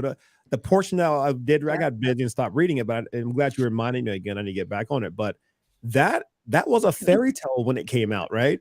Yeah. Look Right, at it right. now. Well, Nightmare, but Everything, Nightmare, everything that book talks about. Again, haven't read the whole thing, but for what I know, we're living it today. Yep. yeah. We are literally living it today.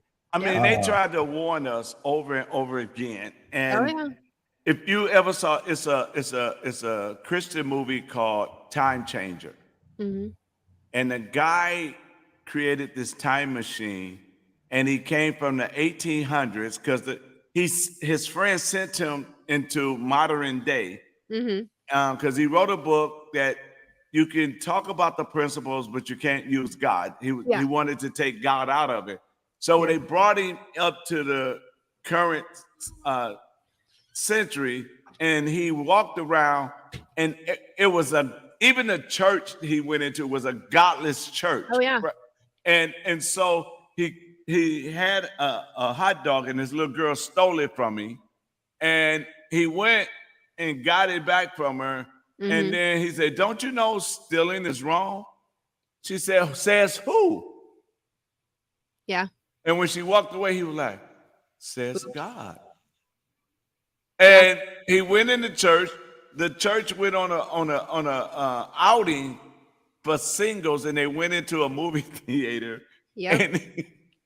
And he started seeing things, and he was like, "Oh my God, this is blasphemy!" And he Yeah. kept running out.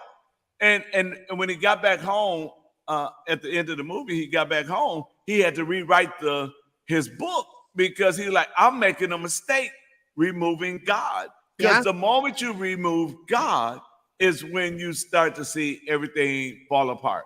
Yep. Yep. And this is exactly what it was. Our Declaration of Independence, you can't have that without our Constitution and vice versa, right?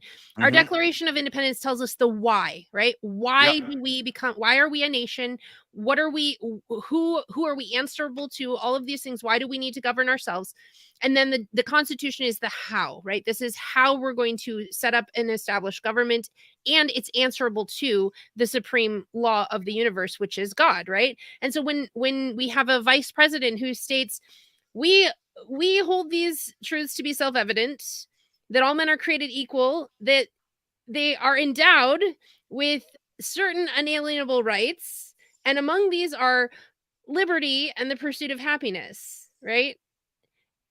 You're right. She left out life. She left And out not only life. exactly. Well, she was talking to a Planned Parenthood event. You can't talk about life when you deny I its remember existence. that. Yeah, that was. I Yeah. mean, I gotta it admit, that's the wasn't so most. sad and comical. Yeah. I wish I had a clip. I should get a clip of it and just show it. Like I should Google it, but Don't tempt me, because I will play it on my show. Don't tempt me. Yeah. You should Google that because I think people need to hear that. Like, And then we'll get in trouble for copyright infringement on YouTube. Oh yeah, you're right. You're right. Wait a minute. No, we're not going to do that. Sarah showed what amendment did you show? Sixth Amendment. Was it the 6th? She showed a little clip from YouTube about the Sixth Amendment. Yes, that's right. And we got put in YouTube jail for the Sixth Amendment. For the Sixth Amendment that came from YouTube. Yeah. It's right. But yeah, there's gotta be a proper way to be able to like cite these resources and share them without getting in trouble.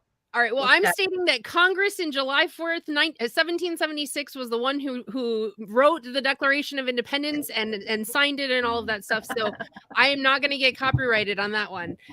But no, I mean, this is the thing though. The founding fathers understood that government made by men, for men, and about men was never going to be the highest moral authority and succeed, right? They said over and over again, these all I mean, think about James Madison.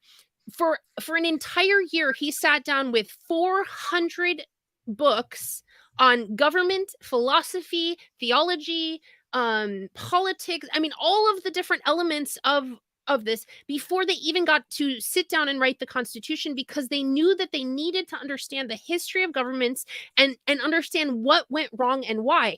And every one of them, even the least religious of them, came to the conclusion that unless they acknowledged providence, or in modern day terms, the divine creator, right? Unless they acknowledged this higher moral authority, they would not succeed at this great American experiment. Something that had never been done in the history of the world before. We had never had a successful constitutional republic in the history of the world. And these men were wise enough to understand that they were starting something completely new, but not new in the sense that it was a completely new principle. They were founding it on ancient principles laid down by God at the beginning of the world. And using those ancient principles to form a government that honored God first and foremost, and then had the idea of individual or self-governance. And then we had the state and local communities, and then we had the federal government to help cover the very limited powers that they needed to cover to help protect and defend our God-given rights and protect and defend the individual states, right? So that was their job. That was the only job the federal government was given, was to protect and defend our individual rights. That's why they were established. Yes.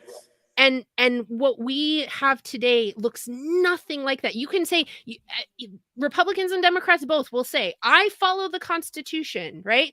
Democrats will say, I follow the living, breathing document that is, constantly needing to be updated and rewritten in order to fit the modern whims and culture. And then the Republicans say, oh, I follow the Constitution. We hold these truths, whatever. And then you go, which Constitution? Because right now, the one that they're following is a 5,000-page and growing book based on the precedents from Supreme Court decisions, based on 234 years of people coming in and finding loopholes and basically rewriting the Constitution. Or making loopholes. Right? Finding that, what was it? The shadow of the penumbra of something.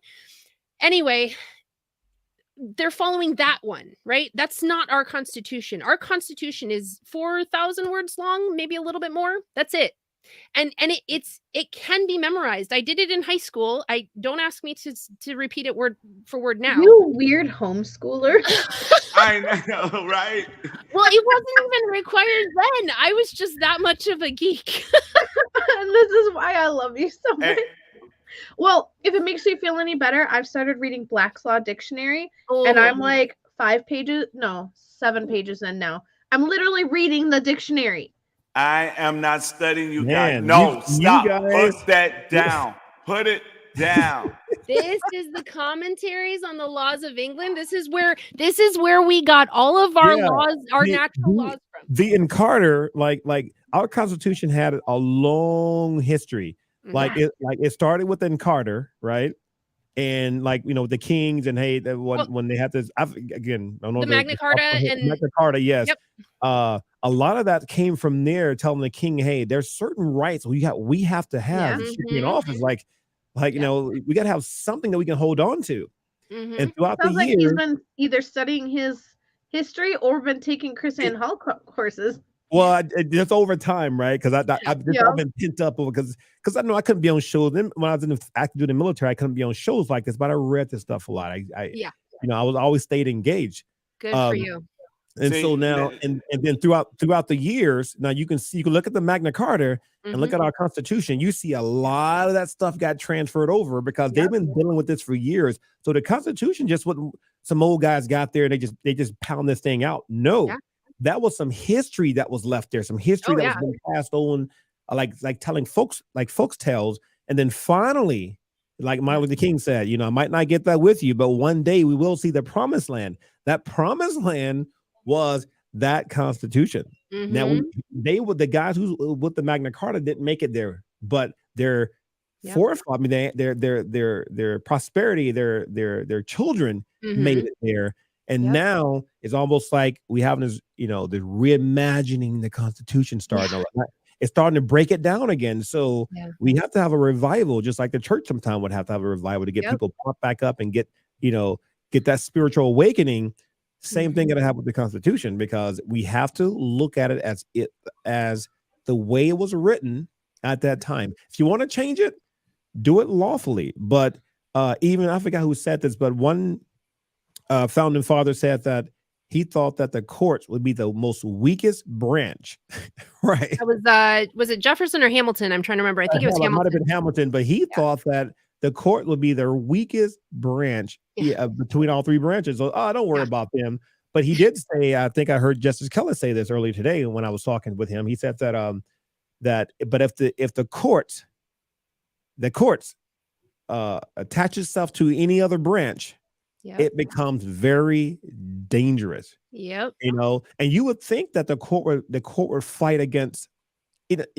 They set this republic was set up so we did bicker and we did fight, because you would think that the House would want to keep their power, like tell the Senate, yo, it's not your lane, stay out. Yeah. You would think the Senate would be like, hey, House, courts, it's not your lane, stay out. But all of a sudden, bills have been written by bureaucrats. No one knows. It's funny. We have a guy. What's the guy who from Pennsylvania that won? He's checked himself in the hospital. Fetterman, right? Yeah, that one. Fetterman's pretty much brain dead in the hospital somewhere, and he got a bill that came out. I'm like, okay, how this guy just got there in the hospital, but he's sponsoring a bill? Yeah. Who really writing these bills? Yeah. All this stuff is not constitutional. If we were writing these bills, less bills would be actually coming out. Yep. 4,000-page bill dropped on somebody on the night before they have to go on vacation. They want to go on vacation, and poof, another $1 trillion spent out of nowhere. Yeah. So who is running this country? It's definitely not the people we elect. Yeah, So, not at all. Yeah, man, this is good stuff. Keep going. Yeah. When we talk about the people we elect, Sarah is a excellent model of how you're supposed to address politicians. Oh gosh, you're going to tell that story again? Sarah is one. It's but true, you know, it's how we should be holding them accountable. Yeah.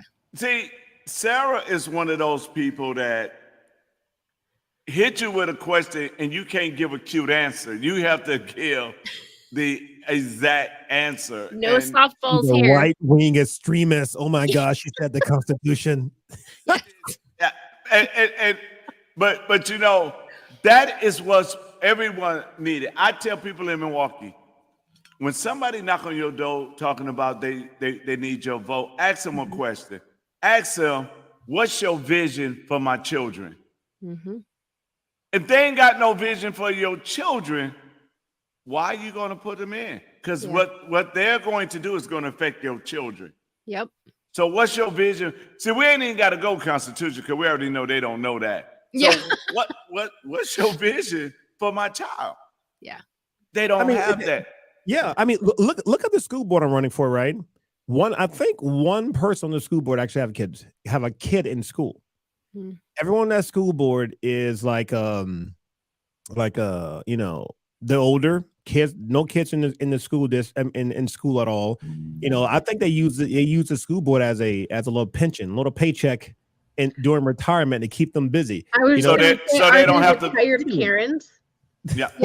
See what happens is the village president here is basically a retired Karen, and we're trying to get her out. But see, the reason that they run for office because they don't want to go work at Walmart. That's what it is. They don't want to work at Walmart. They don't have the good manners to stand and greet people at the door. Exactly. So they know that people vote because all you got to do, like for example, Doug LaFollette, right? The Secretary of State. Doug LaFollette been in that office for a long time. They stole it from me, but we ain't gonna go there. They stole my race, but Doug LaFollette came from Massachusetts. He knew that the LaFollette had a name in Wisconsin. He's not even kin to Bob LaFollette. He just came to Wisconsin because the LaFollette name was strong, and he ran for office. That's just like me moving to Atlanta with Dr. David King on my name and running for office. Yeah. I win. And I would win not because I'm there for the people, just because the name say Dr. King. Yeah. And I would play on those words. Hi, I'm Dr. King. He had a dream, and I'm that dream. Sound good though, right? It does. Great. That's a great slogan. You know, But yeah. you We can't should leave vote for Wisconsin because him. we like you too much. I know, right? Hey, I'm I Dr. don't- King. We don't know what he believe in, but ooh, we love him. He Oh, said yeah. something And we fancy. love what he just said. He's the dream. That's just like when they voted for Obama. They put Obama and Dr. King on the same T-shirt. Yeah. And didn't know you got a Democrat and a Republican on the T-shirt. Now, Just like keep in mind that if Dr. King was alive today, he'll be the we got the black face of what they call Larry Elders. He'll be the black face of white supremacists. There you go. and not only that though, black families had a picture of Kennedy brothers and Martin Luther King. And the Kennedy brothers didn't even like Dr. King. They wiretapped Dr. King. They did not like him, but they had all of the black families had that picture of the Kennedy brothers and Dr. King and the Last Supper in their house. That is some definitely black culture right there. You speaking, man. The Kennedy brothers, White Jesus, and what was it? Yeah. Dr. King. That's my grandmother's house right there. And the sad part about it, is we never asked why. Yeah. And Nope. Kennedy only went to get Dr. King out of jail because he needed the black votes. That was the only reason. So if he go in there looking like the savior, guess where everybody gonna vote? For Kennedy. Interesting. Well, I can't speak to that. But I take your word. Trust on me. it. No, trust me. We don't. One thing I can say about us here, Yeah. we don't speak something that we heard. We only speak what we know, and then we can go look it up and say, "See, right here." Yeah. Preach, brother, preach. Come on. I guess we better go back to Wisconsin, Sarah. All right, so we've got just a few more on this one, and yeah, we'll see how far we get. All right, so we're in section 9M, subsection K. Let's see. Upon request, this is still talking about victims of crimes, their rights. Basically, this is what they have. They're protected, and so subsection K says, upon request, to timely notice of any release or escape of the accused, or death of the accused if the accused is in custody or on supervision at the time of death. So again, this is giving that protection to the victim. They know at all times, as long as that accused is in custody, then the victim knows at all times where they are. So they know whether they need to be worried about them, right? Let's see. Next one is to refuse an interview, deposition, or other discovery request made by the accused or any person acting on behalf of the accused. So, Amber, did you want to talk to this one a little bit? Let me reread it quick. Yeah. So this is again still talking about the victim, right? Yep, this is still talking about the victim. Okay. So again, I'm going to use domestic violence as an example here, because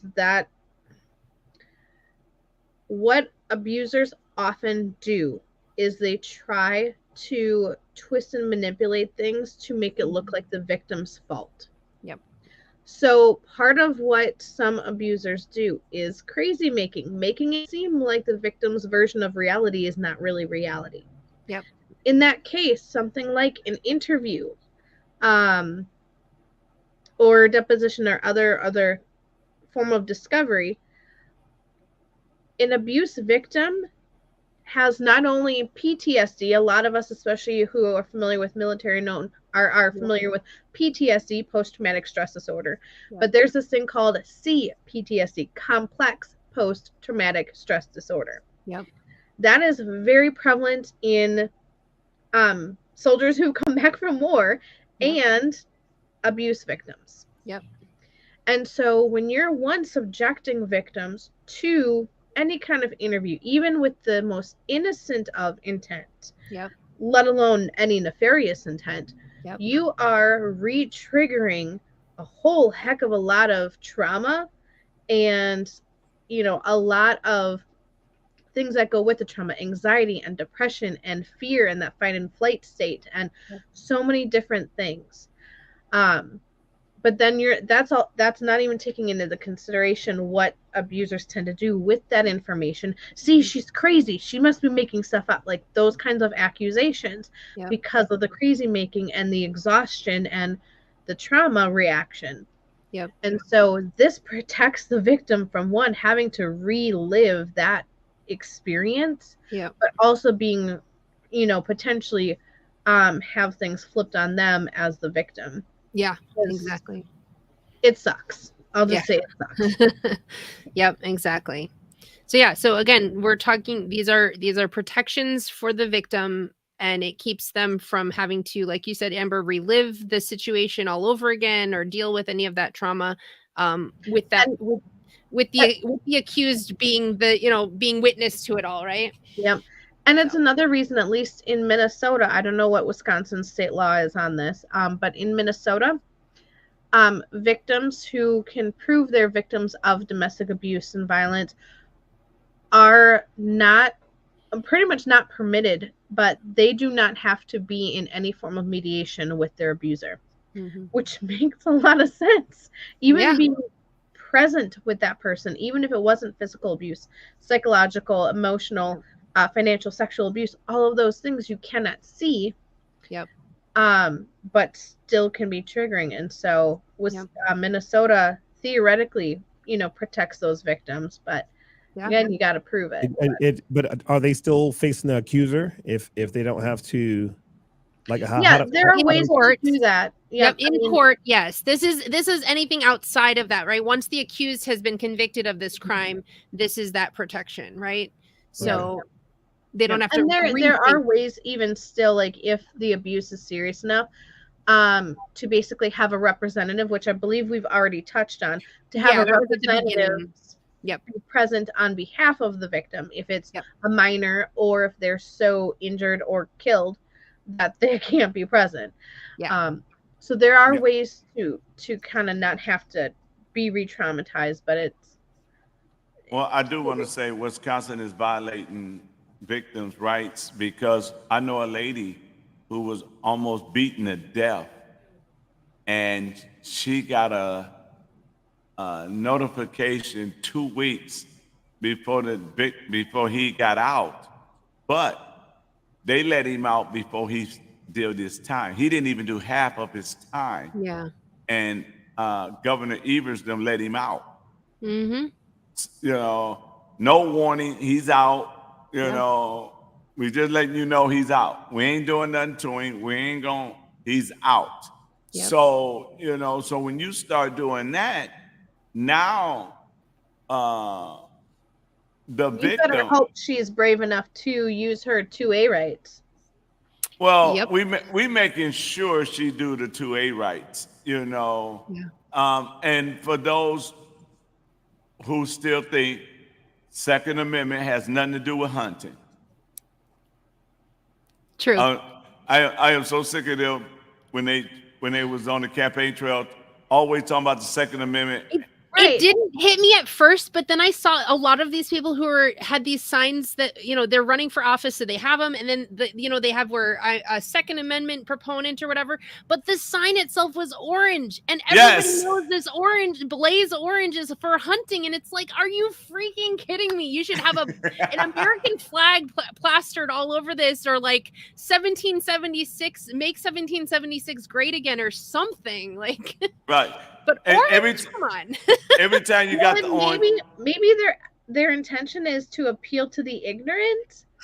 Well, that's all, because I mean, here's the thing about it. Because they don't have enough time on the campaign trail to actually educate people. Right. So they say, I'm for the Second Amendment, I'm for your hunting rights. And you sitting there like, are you kidding me? Yeah. Yeah, Lamar, you weren't here for one of our talks. We were going into some of the Second Amendment stuff, and we were talking about. I've actually got a book that talks about in the early days of America, people would actually be fined. Men would be fined if they didn't have their guns on them in public. Yep. Like they had to Virginia wear them was in one of them, church. right? Yeah, like they had to wear them in church. They had to. I mean, this was actually listed Oh in my their Lord, the their good old laws. days. Oh, I Yeah, know. nowadays they're like, you can't have that particular type of a weapon. And you can't come to church with your gun. Yeah. Yeah. I know I'm not going to say what church and I'm not going to say who, but I know certain individuals that go to a certain church that I'm aware of who absolutely do. And they place themselves strategically to make sure that they can protect their congregation should they need to. Yep. Well, see, I know one that everybody know that this pastor is packing. Oh, that made me laugh. That was good though. Yeah. Peter walked around because the weapon of his days was a sword. Yeah. Yeah. Yep. Only difference is I ain't shot nobody ear off. That's all. That's true. I saw a really good one just yesterday or the day before where it has a picture of a rock and a pew pew thing. And the headline was something like when Cain killed Abel with the stone, God didn't ban all stones. He, so why are we condemning the pew pew thing? But check this out. Baptist churches, you didn't have to worry about somebody coming in a Baptist churches and start shooting. Because everybody carry pistols in a Baptist church, especially the deacons. Yeah. They always had their pistol on them. Yeah. You know, so and I mean, like I said, when we were talking about those laws and stuff, they would literally, the government of those localities would literally pay for somebody to have a weapon in order to defend their home and family if they couldn't afford it. So I mean, this is the mindset shift that we've had in America, and it is so, because here's the thing. So if if the government is the grantor of rights, they're also the one who can take them away, right? Ding, ding, ding, ding, ding. And so this is the mindset. Wait. Say that again. Say that Okay, again. I want people who's listening to hear what you just said. If the government is the grantor of rights, they have the power to take those rights away. Oh, man, that is so okay. All right, continue on. I just wanted to make sure, because that's why we need God in our Constitution, because that's the grantor of rights, right? Yep. So, right. Yep. So only he can take them away, right? Right. And this was the argument that I was telling people when we're arguing for who's getting on the Supreme Court this spring, right? Or when we're arguing for any representative, we need to be looking at it not from, oh, if this person gets in office, they're going to take our rights away. Or if this person gets in office, they're going to give us our rights. No. If this person gets into office, are they going to protect and defend our rights, or are they going to demand that we hand them over? Because the only people who can take our rights away is God or ourselves. We are the only ones who can give our rights up, and we have been doing that for over 100 years. We have been slowly but surely giving our rights up to the government, and it's a lot harder to get them back once we've given them up, right? Yes. And that's why I said when the Republican Party did the CCW, I said, what are you celebrating? Yeah. What you just did to us is to let government know who got a gun. Because every law-abiding citizen is going to go get a concealed carry because you didn't give us our constitutional rights. Yeah. And then you didn't have to worry about it. I remember when we're doing the Tea Party days, there was one sheriff, I forgot what county, I think it was Dodge County, but he said, anybody get caught with a concealed carry, we will not prosecute unless they're a felon. Yeah. Because that is your right. You have a right to carry. So if we pull you over and we find a gun, you will not be charged unless you are a felon. Yeah. Yeah, but think about this, right? The Democrat, when it comes to these gun rights and gun confiscation, they will ask for the most insane thing, spook the conservative and the 2A people, right? And then we'll compromise and go, no, we're not doing that, but we'll give you this. The next year comes around, 2 years down the road, they do it again. They ask for the most insane things and no, we're not going to go for that. Then they go, okay, we'll compromise. We'll just give you this. Yeah. They keep making these small incremental. Yep. And but we never push bills on our side to rescind anything. It's always one way. Listen, government only ratchet one way. Exactly. You ever heard those click, click, click, click, click? Yep. It won't go back. It never goes back. It ratchet one way. The only way to stop it is to blow up the system. AKA, I'm not calling for a revolution. I'm saying that. We've talked about that. Yeah, we don't call for the pew pew machine yet. but that's what happened back in the day, right? The government kept ratcheting one way until the people the rope snapped. Yeah. Then it resets. So now we're doing the same thing. Click, click, click, click, click, click, click, click. Right. Yeah. So and the same thing with the bills or anything we have come to 2A, it ratchet one way, but we never rescind anything. Yeah. Well, you gotta. Why would they? They've got the power. Right. And the problem that we see is that one is taking it away and one is giving it to them. Because if we will go along with you as long as you pass this, we'll go along with you as long as you give us this. Yep. So they say I'm bargaining with you, but you're really not bargaining. What you're really doing is you're afraid to stand up for what's right.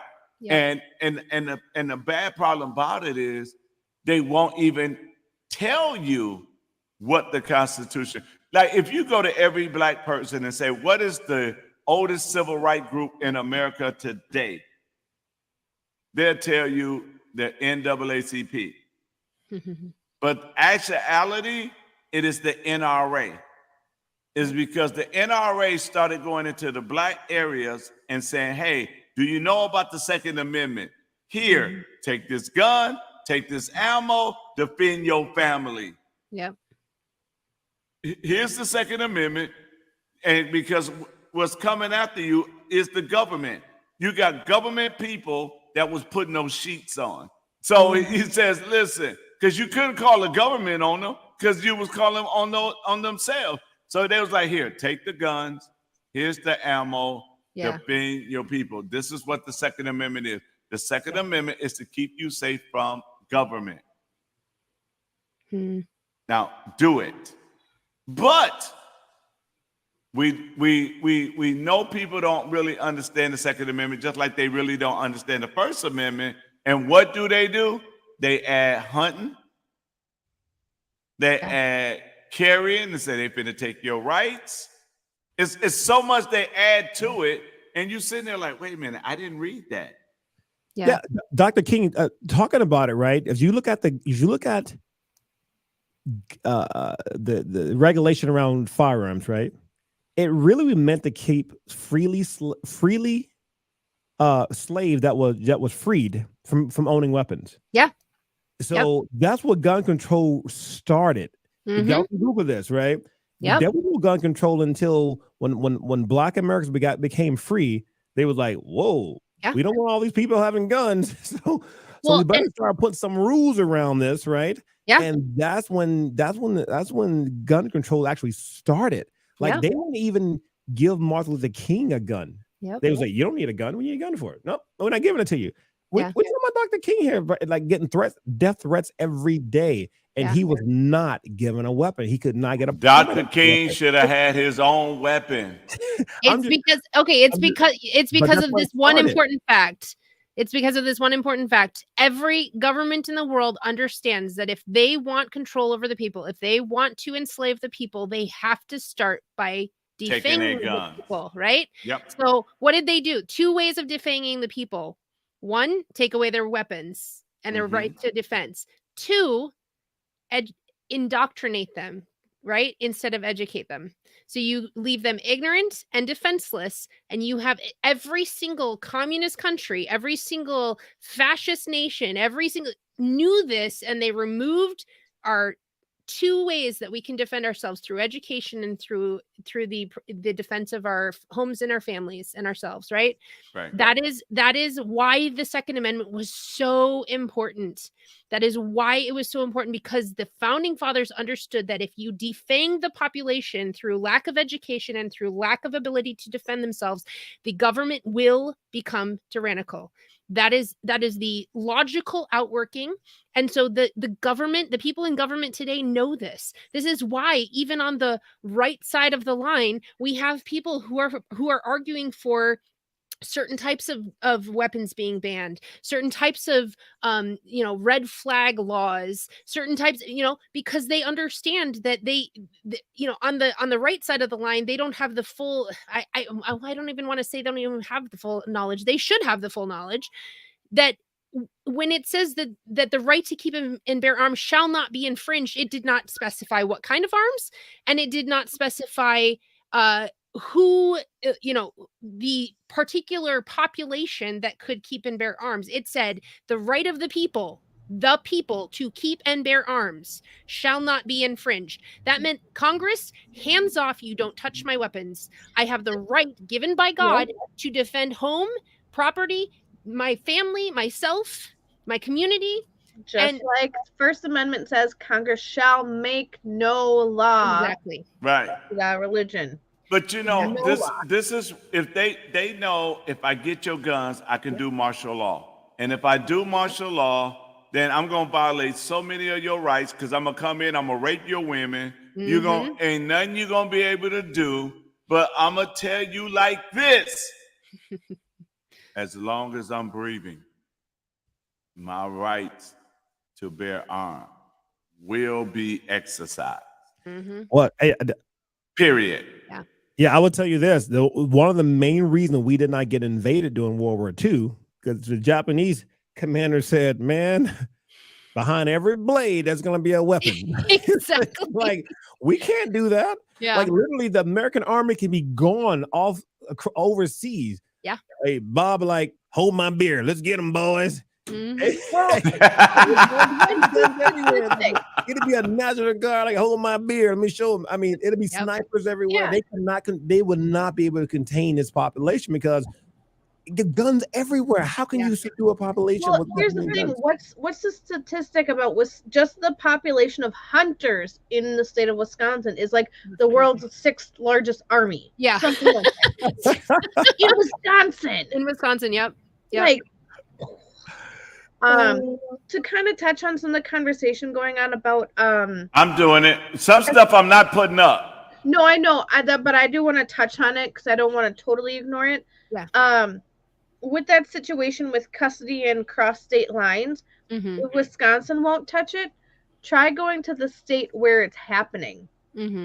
Because and not with family court, that could be considered criminal because it's pertaining to minors and exposing minors to nasty stuff. We'll just leave it at that for now. So they probably have a case in criminal court by exposing and endangering children to. Well, and here's the thing that we have that we keep saying: personal responsibility. Do your homework in that. When I'm a Second Amendment man, okay, and one of the things that I always do as a Second Amendment man is when I'm leaving the state of Wisconsin, I find out which state accept Wisconsin CCW, and then I learn how they accept it, right? Because some of them in Wisconsin, you can tell somebody caring because you can see the print. But in some state, if you see that print, it's not concealed. So you gotta know, you gotta do your due diligently. You gotta go and find out, like right. Every state you travel to has slightly different rules and what that means. So you gotta know unconstitutional, because that's not what 2A is. Exactly. So that's why, like Amber Mercy, Lord Jesus. Okay, Amber, aka Mercy, saying you got if it's in another state, you gotta know the Constitution of that state So that way you can say you violated me, but you can't go into, let's say, Minnesota. You can't go in Minnesota and say you violated my Wisconsin rights, because they're gonna look at you and say you're not in Wisconsin. Right. So you gotta know, and this is something that we have to do, and I think that to benefit other people, this is why we're teaching them the Constitution first, right? We're teaching them the United States Constitution. Then they can go in and decide to be hungry enough to go and deal with their state constitution. Because 3 things you're a victim of. You're only a victim in 3 things. You ain't got nothing to do with your color, ain't got nothing to do with your sex. You are a victim of your own laziness. Yep. You're a victim, right, of your own ignorance. Yeah. And you're a victim of your own choices. Yep. No, it's the white man fault. Come on, Dr. King. You know better, man. Oh, Amber, we're free. We're white women. We're not at fault. White man fault. Listen, Why you cooning for the white man? Listen, that's what you're gonna get. Uncle Tom, right? Cooning? You know, I loved Uncle Tom. He was like the best character in the entire book. Well, wait a minute. When people call me Uncle Tom, I said, thanks, idiot. Read the book. Because if you really know who Uncle Tom really, and then when they say, you are Uncle Tom, I say, tell me his real name. You can't tell me his real name. Then I say, shut up, Sambo. But here's now I have to go read the book because somehow I missed that one in school. And it's don't read the book. Google Uncle Tom and get his real name and watch what he's done for slaves. Everybody watching live right now is Googling it. They Googling who is Uncle Tom. Okay, you know what? Watch this. I gotta find the button while he now. does that, go ahead. the sheriff obviously does not know the laws and is just bending to what his rule, what he's being told. Yeah. It needs to be appealed. It needs to be taken to the other state, and to the right court. So just saying. Yeah. Is he trying to watch me out? No. Hey, Dr. King, can you tell somebody asking me, hey, are one of these girls on? They want to watch, they want to come on when they're on. So we are on every Saturday at 6:30. Mm-hmm. Okay, now, yeah, the girl, like I'm just here as a third wheel or fourth wheel. Like I had a listen. Wait, Lamar, before you try to give that, because you done got sucked in now. So I want to hear that. Yeah, so, you we're like the mafia. You can't ever leave. Right. So I just got sucked in one night randomly, like in the moment. No, I see how I got on was I asked a very, very hardball question to a certain lieutenant governor candidate, and then the next thing I know, he's like, "Hey, you're gonna co-host my podcast." So get on here, and I ain't taking no for an answer either. So, but wait a minute, everybody that's watching, here's the question: what is Uncle Tom's real name?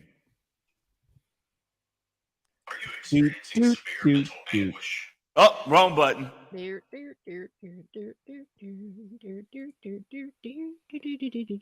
No, I didn't.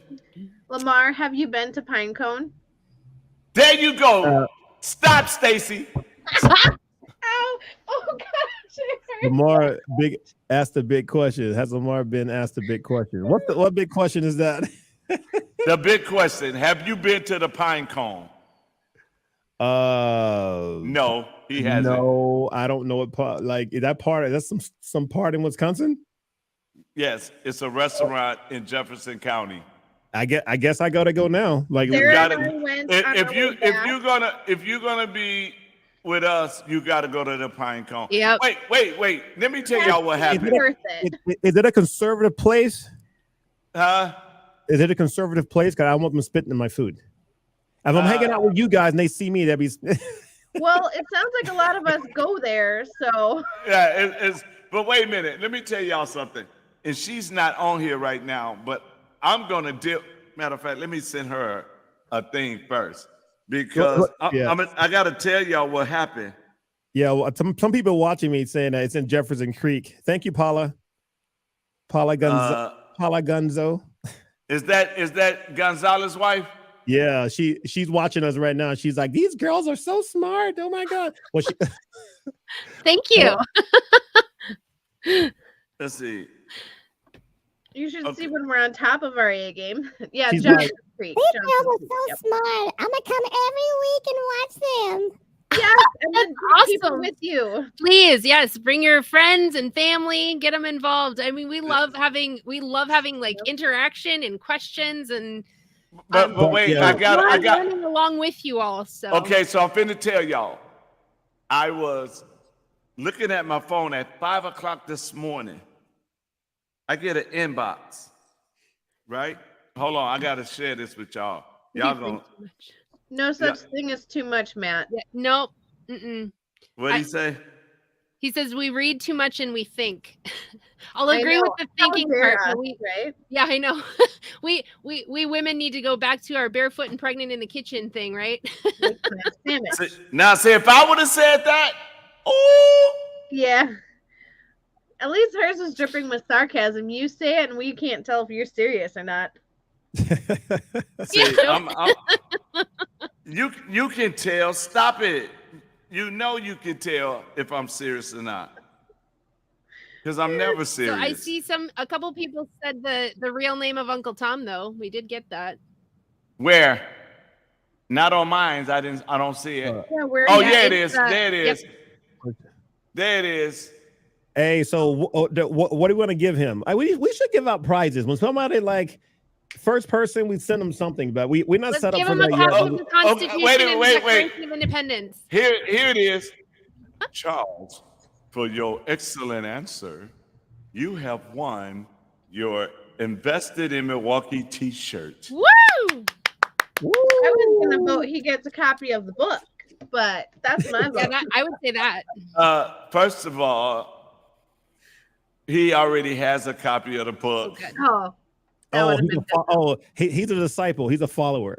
But wait a minute. By the And way, the book we're talking about is Dr. King's book, Why It's Important to Stay in the Middle. And Sarah has some featured content in here too. So, Whoa, Sarah. Oh, Wow. yeah, I made Sarah. I'm a Get in published the book. author. yes, she Oh, is. okay. So cool. I told her you are going to write something. Yeah, Well, you know said people me. are gonna ask, you know people are gonna ask what book you have because now I feel that coming now. like It's chapter called 2, Why It's right? Important to Stay in the Middle from a Kingdom Perspective. Okay, I sent her a tag. Let me tell y'all what happened. I opened up my phone at 5 something in the morning, and this is what I get. What do you do when you win caucus? A week later, you go to the Pine Cone at 2 a.m. Nice. Lindsay sent me a picture of her at the Pine Cone At 2 a.m. at 2 in the morning. Nice. That crazy girl. 2 in the morning. I So love her. I want my sweet potato pie, Lindsay. Now, you gotta go leave, Amber. So Amber, you gotta give your 2 minutes remarks, 3 minutes remarks, and you gotta have your quote, because you're not getting off without your quote. And if you get off without a quote, we're gonna spend the next hour talking about Amber. And you know how we can get. I would say the thing that make y'all turn red. Oh no. No, you I don't. think I found one right away. All right, I'm gonna say this quote without having read it first. And it hurts so much to laugh. So this is a quote by James Madison, chapter 2 of Dr. King's book. My favorite quote. Knowledge will forever govern ignorance, and the people who mean to be their own governors must arm themselves with the power which knowledge gives. So this is basically knowledge is power, right? Yep. Without knowledge, we have no power. James Yep. Madison just said it in a more eloquent way. Okay, y'all? So that's actually super great quote to pick for me. Anyways, here's my spiel. The reason I'm so passionate about this is I have seen what it looks like, and I'm sure all of us who are awake to this, what it looks like to have our rights taken or stomped on. And for me, the biggest thing that I'm passionate about is like my purpose in life is helping others discover and fulfill their God-given purpose so they can live with freedom. And my main way of doing that right now is helping them figure out what their God-given purpose is and what the things they're doing in life, how they're in alignment with that purpose, and then getting it protected, opting it out of the public domain, whether it's business, whether it's educating their kids, whether it's their ministry. And that's a whole nother thing. Like, really, the core definition of ministry is serving others according to your firmly held belief, your faith. That's it. Ministry doesn't have to be this big organized religion thing. And I think that's a really big misconception. You can have your own personal private ministry and serve others, unincorporated, out of the arms and out of the reach of certain 3 and 4 letter organizations and Big Brother. So that's what I'm passionate about. So what I help people do is I help them set up private member associations. Most often, because people usually have some faith structure, is we end up helping them create a private ministry. And it's been such a blessing to be able to help people take that step back to owning their rights and owning their freedoms and their liberties. I can share a link in the private chat quick if someone wants to share that, but then I gotta get going. So love you guys. Bye. Don't share it in the private. Just share it in the main. I already closed that because it was bogging down my internet and making it. Okay. Well, I think we could. I'll message it to Sarah. Okay, yeah, so she can put it there. So we want to say to you, bye. We're gonna miss you. But I know. I just want to say though, Amber helped us.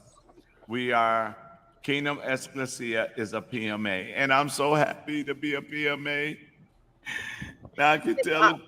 And I help Sarah with her ministry too. Yes, Yeah. yes, we are Restoration Freedom Dynasty. So. And now I can tell government to kiss my grits.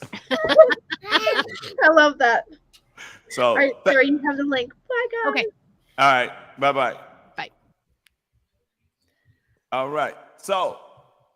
and Hey, Dr. King, Yes, I just lost sound, so I don't know what happened here. You But lost sound? let- We I'll can let hear know when I can you. hear again. Can you hear us? Testing 1, 2. Hello? Lamar, come back. Democrats then took his speakers. They can't hear him. Lamar.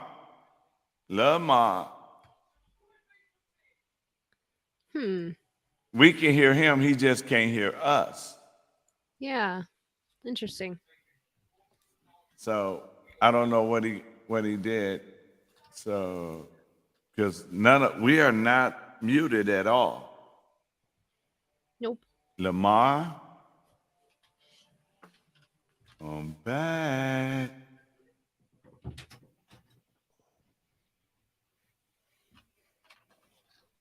So let's see. Okay, I know everyone can hear me, but let me figure something out. If I might check out and come back in. So just let me make sure I Okay. didn't really hit something over here. All right. So Just put you two on the screen, and I'll let you know when I can hear you. okay, testing 1, 2, 1, 2. Goodbye. Woo! Now, I know you want to finish. You want to finish that up with Amber on, or you want to finish it? Well, we've just got a few more on this particular subsection, so I could go through them real quick. It's not too big of a deal. It's we're not Okay. going to finish the whole 9M because we've got a few more subsections, but we'll get there. Okay, So no rush. Yeah. Okay, so go. You can go ahead. okay, so we ended with I believe subsection L, refusing an interview, deposition, and all of that stuff.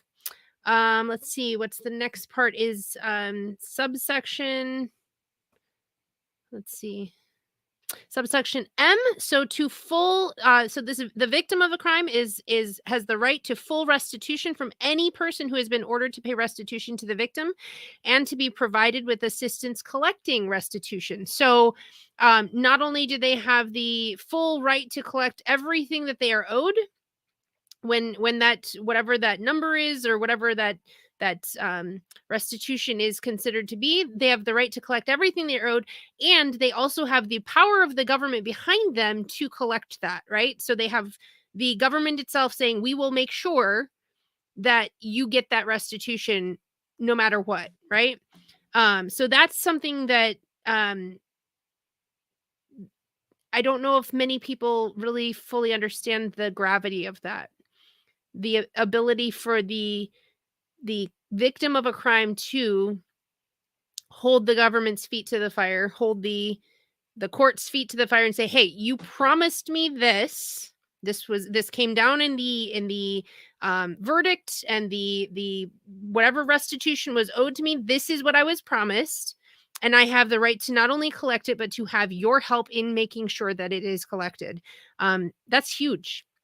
So, I don't have any particular, I think Amber would probably have better ideas of how to, make an analogy for that. But yeah, this is another example of where the courts often go wrong, is they just kind of say, well, we're going to expect that this is going to be paid out to you, or, this restitution is going to be given, but then they just kind of hands off, and we're not going to actually help you push it. So can't imprison you for debt. No, so this is so what you're talking about is so what you're let me think. How would I explain this? So when a criminal has been accused and has been ordered to pay, right? The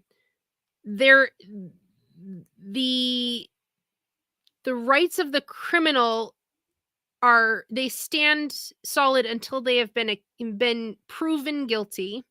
And then once they've been proven guilty, the jury and the judge, they hand down the verdict, and they hand down, this is how much you are going to pay, and that sort of thing. And at that point, they don't have the right to not pay that. they will be forced to pay. Now, if that means, and this is a hard part, because you get into, well, do they dock it straight from their paycheck, or do they stand outside the door and wait for that paycheck to go, outside of the bank, and wait for that paycheck to be deposited, and then they take it from the person? I don't know. I mean, there's a lot of different things that I'm not fully versed in, and I can't speak to, but the idea is that the victim has that right to get restitution, and they have the ability to gain assistance in getting that restitution, seeing that restitution given. So yeah, that's I would have to do a little bit more research to see exactly what kind of force they can use in order to get that debt paid off. But next one is to compensation as provided by law. So this is, again, going along with the restitution. Next one is upon request to reasonable and timely information about the status of the investigation and the outcome of the case. We were talking about this a little bit earlier. The victim has the right to have their hands in the pie the whole way through, right? They get to know from start to finish how this case is going to go. And so it gives them the ability to, prepare if the accused is released, right? And it gives them the ability to have full knowledge and be able to deal with the outcome. And then the last one on the subsection 2 is the victim has the right to timely notice about all rights under this section and all other rights, privileges, or protections of the victim provided by law, including how such rights, privileges, or protections are enforced. So basically, if going into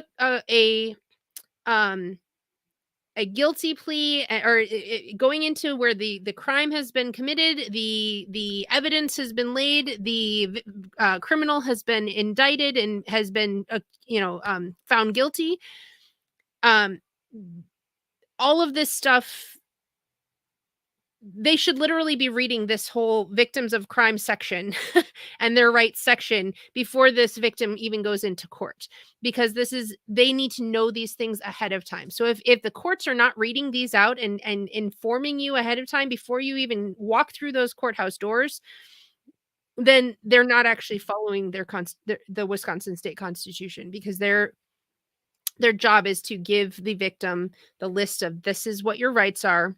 This is how we're going to protect them. If a guilty verdict comes down, this is what restitution, how we're going to help you get your restitution and all of that. They should be informing the victim before they even get to the end of their case. So, yeah. And that's subsection 2. Yeah. I know we've posted, I don't know, do you want me to post the Wisconsin Constitution link again? Yeah, you I can do can. that. You can do that, and so people will know. And the thing about it is, I saw that last one that Russ put up. When people say certain things, I think it's important you know where the address is. And what I mean by that is, if somebody came to me and said, the Bible says God so loved the world that he gave his only begotten son, that whosoever believe in it shall not perish but have everlasting life. You know what I say? Give me the address. Where can I find it? So when we start talking, we need to know, where can we find this, what people are saying or what they're trying to say, so that way maybe they misinterpret it and then we can help them interpret it right. Because one thing I know, you got it up, that you would pull up whatever section they tell you. If they say, well, it's in this section right here. Yeah. You post it. Where did you post it at?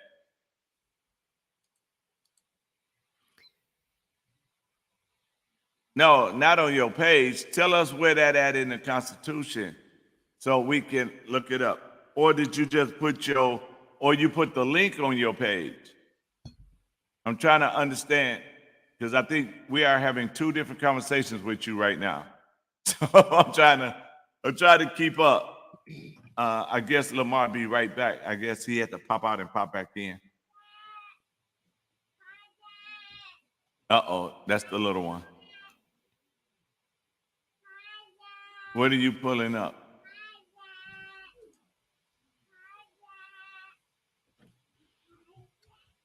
All right. So yeah. So that's I post. It should have come through. Did it post? What, the Constitution? The Constitution. Yeah. Yeah, I put it up there. You're talking about the Wisconsin Constitution, right? Yeah. Yep. There it is. So I think. Well, let me look and see.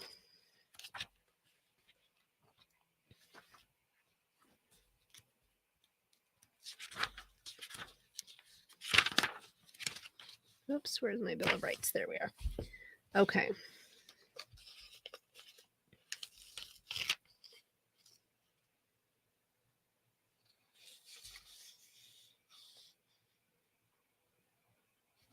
Excuse me. Of the Constitution is what you're looking at, or is this the Wisconsin State Constitution?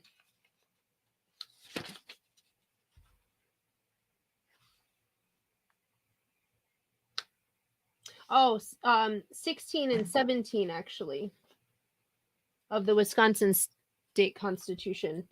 Imprisonment for debt. No person shall be imprisoned for debt arising out of or founded on a contract expressed or implied. Okay, so that first one, that is debt that comes out of a personal or private contract between individuals, or like a business contract, those types of things. That's what that debt is talking about. And then let's see, the privilege of the debtor to enjoy the necessary comforts of life, exempting a reasonable. Okay. And then the exemption of property of debtors, that is, it's giving the debtor just enough to live on, basically. Like, we're not going to take your basic needs away. We're not going to take away your transportation, your housing, your food, or your clothing, that sort of thing. So that's protecting the debtor from losing everything and not being able to survive to pay off the debt. But when it says imprisonment for debt, it's saying it's a very specific debt that it's talking about. It's talking about founded on a contract expressed or implied. So the courts cannot come in and interfere and imprison somebody for a debt that they contracted with another person. Now, when the court hands down, this is what you owe in restitution, that is not the same thing as a debt. Restitution is what happens after the crime has been convicted and proven, and the person is now has to pay for that crime. So no, a sentence is not a sentence is, it's not the same type of a contract that they're talking about. The contract, a debt.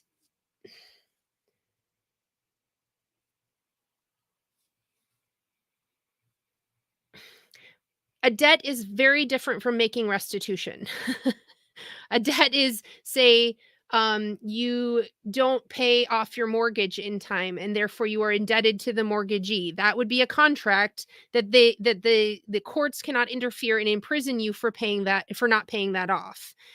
Restitution is a payment that is given in order to make up for a crime. That is a completely different aspect than the debt that they're talking about. Restitution and debt are two completely, in legal terms, those are two completely different things. It is not a debt that they have to pay off. It is a payment as punishment for crime.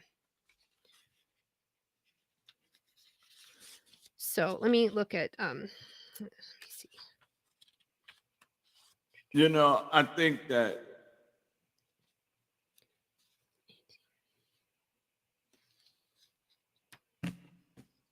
so Russ, what she's saying is, if Sarah and I was doing business and we signed a contract, Yeah. on the business, and she promised to pay me $5,000 at the end of the job, and I get the job done and she don't pay me, I can take her to civil court, but she can't go to jail for Right. not paying me my $5,000. Right. So, you know, and the thing about it is, you got to understand that restitution is part of a sentence. That's part of you. Go ahead, Sarah. So a debt is a self-inflicted thing, right? We indebt ourselves by not upholding the contract. Now, obviously, you know, things can happen outside of our control that can cause us to not be able to pay our mortgage off, right? If we have a life-threatening illness and we're paying off all of these bills, or those types of things where that we had external forces, but we contracted with somebody or with a bank, with an individual. You know, we chose to contract with somebody else and take on a debt, right? That is completely different from us committing a crime, being convicted of it and found guilty, and then having to pay restitution for that crime. That is, and you look in the scriptures. If you look in the scriptures, debt and restitution are two completely different things. And Yes. that's where the Constitution was written from. That was the reference that was given. Debt and restitution, completely different things. Restitution is payment for a crime that we have committed against another person. We have violated their rights, and therefore we must pay. Debt is, we have chosen to enter a contract, and we, for whatever reason, whether it's external or we have chosen ourselves not to pay off that contract or to make good on that contract, that debt is on us. That we are responsible for that. And if we do not pay for it, we are not, the courts are not going to come in and imprison us for that, because that was a contract between ourselves and somebody else or some other entity. The payment of restitution always comes in play as payment for a crime that's been committed and convicted. That and that's the difference. So these are two completely different situations. When you commit a crime, you are to pay restitution for that crime. That is a biblical thing, and that's where our founding fathers got that from. Lamar, are you there? I am here, my good man. Oh, you can Welcome hear us back. again. Yeah, I know those leftards are after me. They hear me speak and You know, the hackers are in, man. They're tough. Had to. You know, and just like uh, Matthew said, it sounds like child support, because child support will put you in jail. Yeah. And that's something that people have to look at and understand. But see, even when a person commit a crime, if you don't understand the law when you set up, like I remember, it was so funny.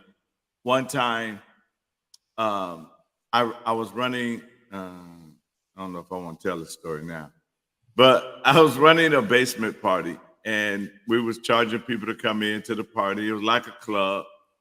The police came, and I took the blame for it, and they took me down to the police station. And they said to me, "Now we can arrest you for charging people for coming in the house, selling liquor without a license, because you had to buy your drink. You know, I mean, we was young adults, and some wasn't, selling liquor to a minor." He started naming all of this stuff. But the thing that he got me, that I realized he couldn't do, was, "I can give you 40 years. And I'm like, "No, you can't. You can't give me no time. You can arrest me. You can send it over to the DA. The DA can make a decision if he want to charge me with it. Then I get the chance to say not guilty. Then I got a chance to go to court. Then I got a chance to go in front of a jury. And I wish back then I knew the difference. I would have had a jury of my peers, which they would have said not guilty, let him alone. But I had to go through the system. Now, if I knew the penalty of opening your house and throwing a party and selling liquor without, then I would have said, do I really want to do this? I would have said, let's do it at LAMAR house. At my house. I don't want to do it over here. Let's do it at LAMAR house. And that way I won't get in trouble, you know. It's funny you talk about the jury. I know, Sarah, you know this. Have you ever heard of jury nullification? Yeah, clarify a bit. It's been we've had that conversation. Yeah, because even though somebody can be like guilty as all sin, and a jury just go, don't care, let them go, and there's nothing like people don't juries don't even realize they can do this. Like if you ever want to get out of a jury, like serving on a jury, just say, hey, I believe in jury nullification. And you be off that thing so fast, they'd be like, whoa. And I know I came in late and talking about the child support. The reason the government goes after child support so hard now, because that money has been used to fund the government, because they're taking I forget what, but they take a percentage of that money, and a lot of that money, those monies are used to, you know, to make up that gap, that funding gap they have. So that's why they go after people hard for child support, because they need that money to close those deficits that the state, that the municipality need. And a lot of folks don't even know that. But I'm on the county board, and I just voted no on a child support resolution that was most of the county board was just like, oh, this is something we vote on every year. It's what we do, and it's literally sending more of our taxpayer dollars from our county to create more jobs in the CPS section of Department of Health, so that they can go after people to get child support. But you know what else I found out?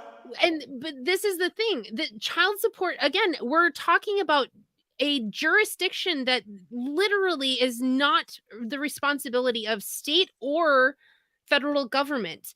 We were never supposed to have that bureaucratic nonsense. The Department of Health and Human Services, all of those, child support and all of that stuff, that is a violation of our constitutional rights. You know how many rights they violate by Yeah. insisting that they can walk into your own private home and check up, making sure, oh, we got a phone call from somebody, and so we need to check and make sure your kids are okay. That is a violation of our constitutional rights. Amendment 4, right, in our Bill of Rights, they're not allowed to, without a proper warrant that has been stamped of approval by a judge based on reasonable cause. And these CPS agents go into people's homes because of a phone call. Right. Yeah. But you know, Russ, I'm sorry, but Russ Go said ahead. that Rustin or whatever his name is, he said Yeah. that a lot of this money is used to use for welfare programs. Mhm. So but no, I found out something. Yes, you're right. It goes into funding, but some of that money goes for their retirement. Those judges' retirement. That's I where heard that too. Yep. that's where that money is going. It's going for their retirement. So if I'm a judge, I'm gonna be on you for child support. So my retirement would be fat. Yeah. See, that's that self-licking ice cream cone I keep talking about, right? Yeah. Yeah, it's Yeah. a self-licking ice cream cone. It's like, oh, well, let me. And so now they have an incentive to keep people in jail. To I mean, like, they don't care if you broke, can't pay your bills.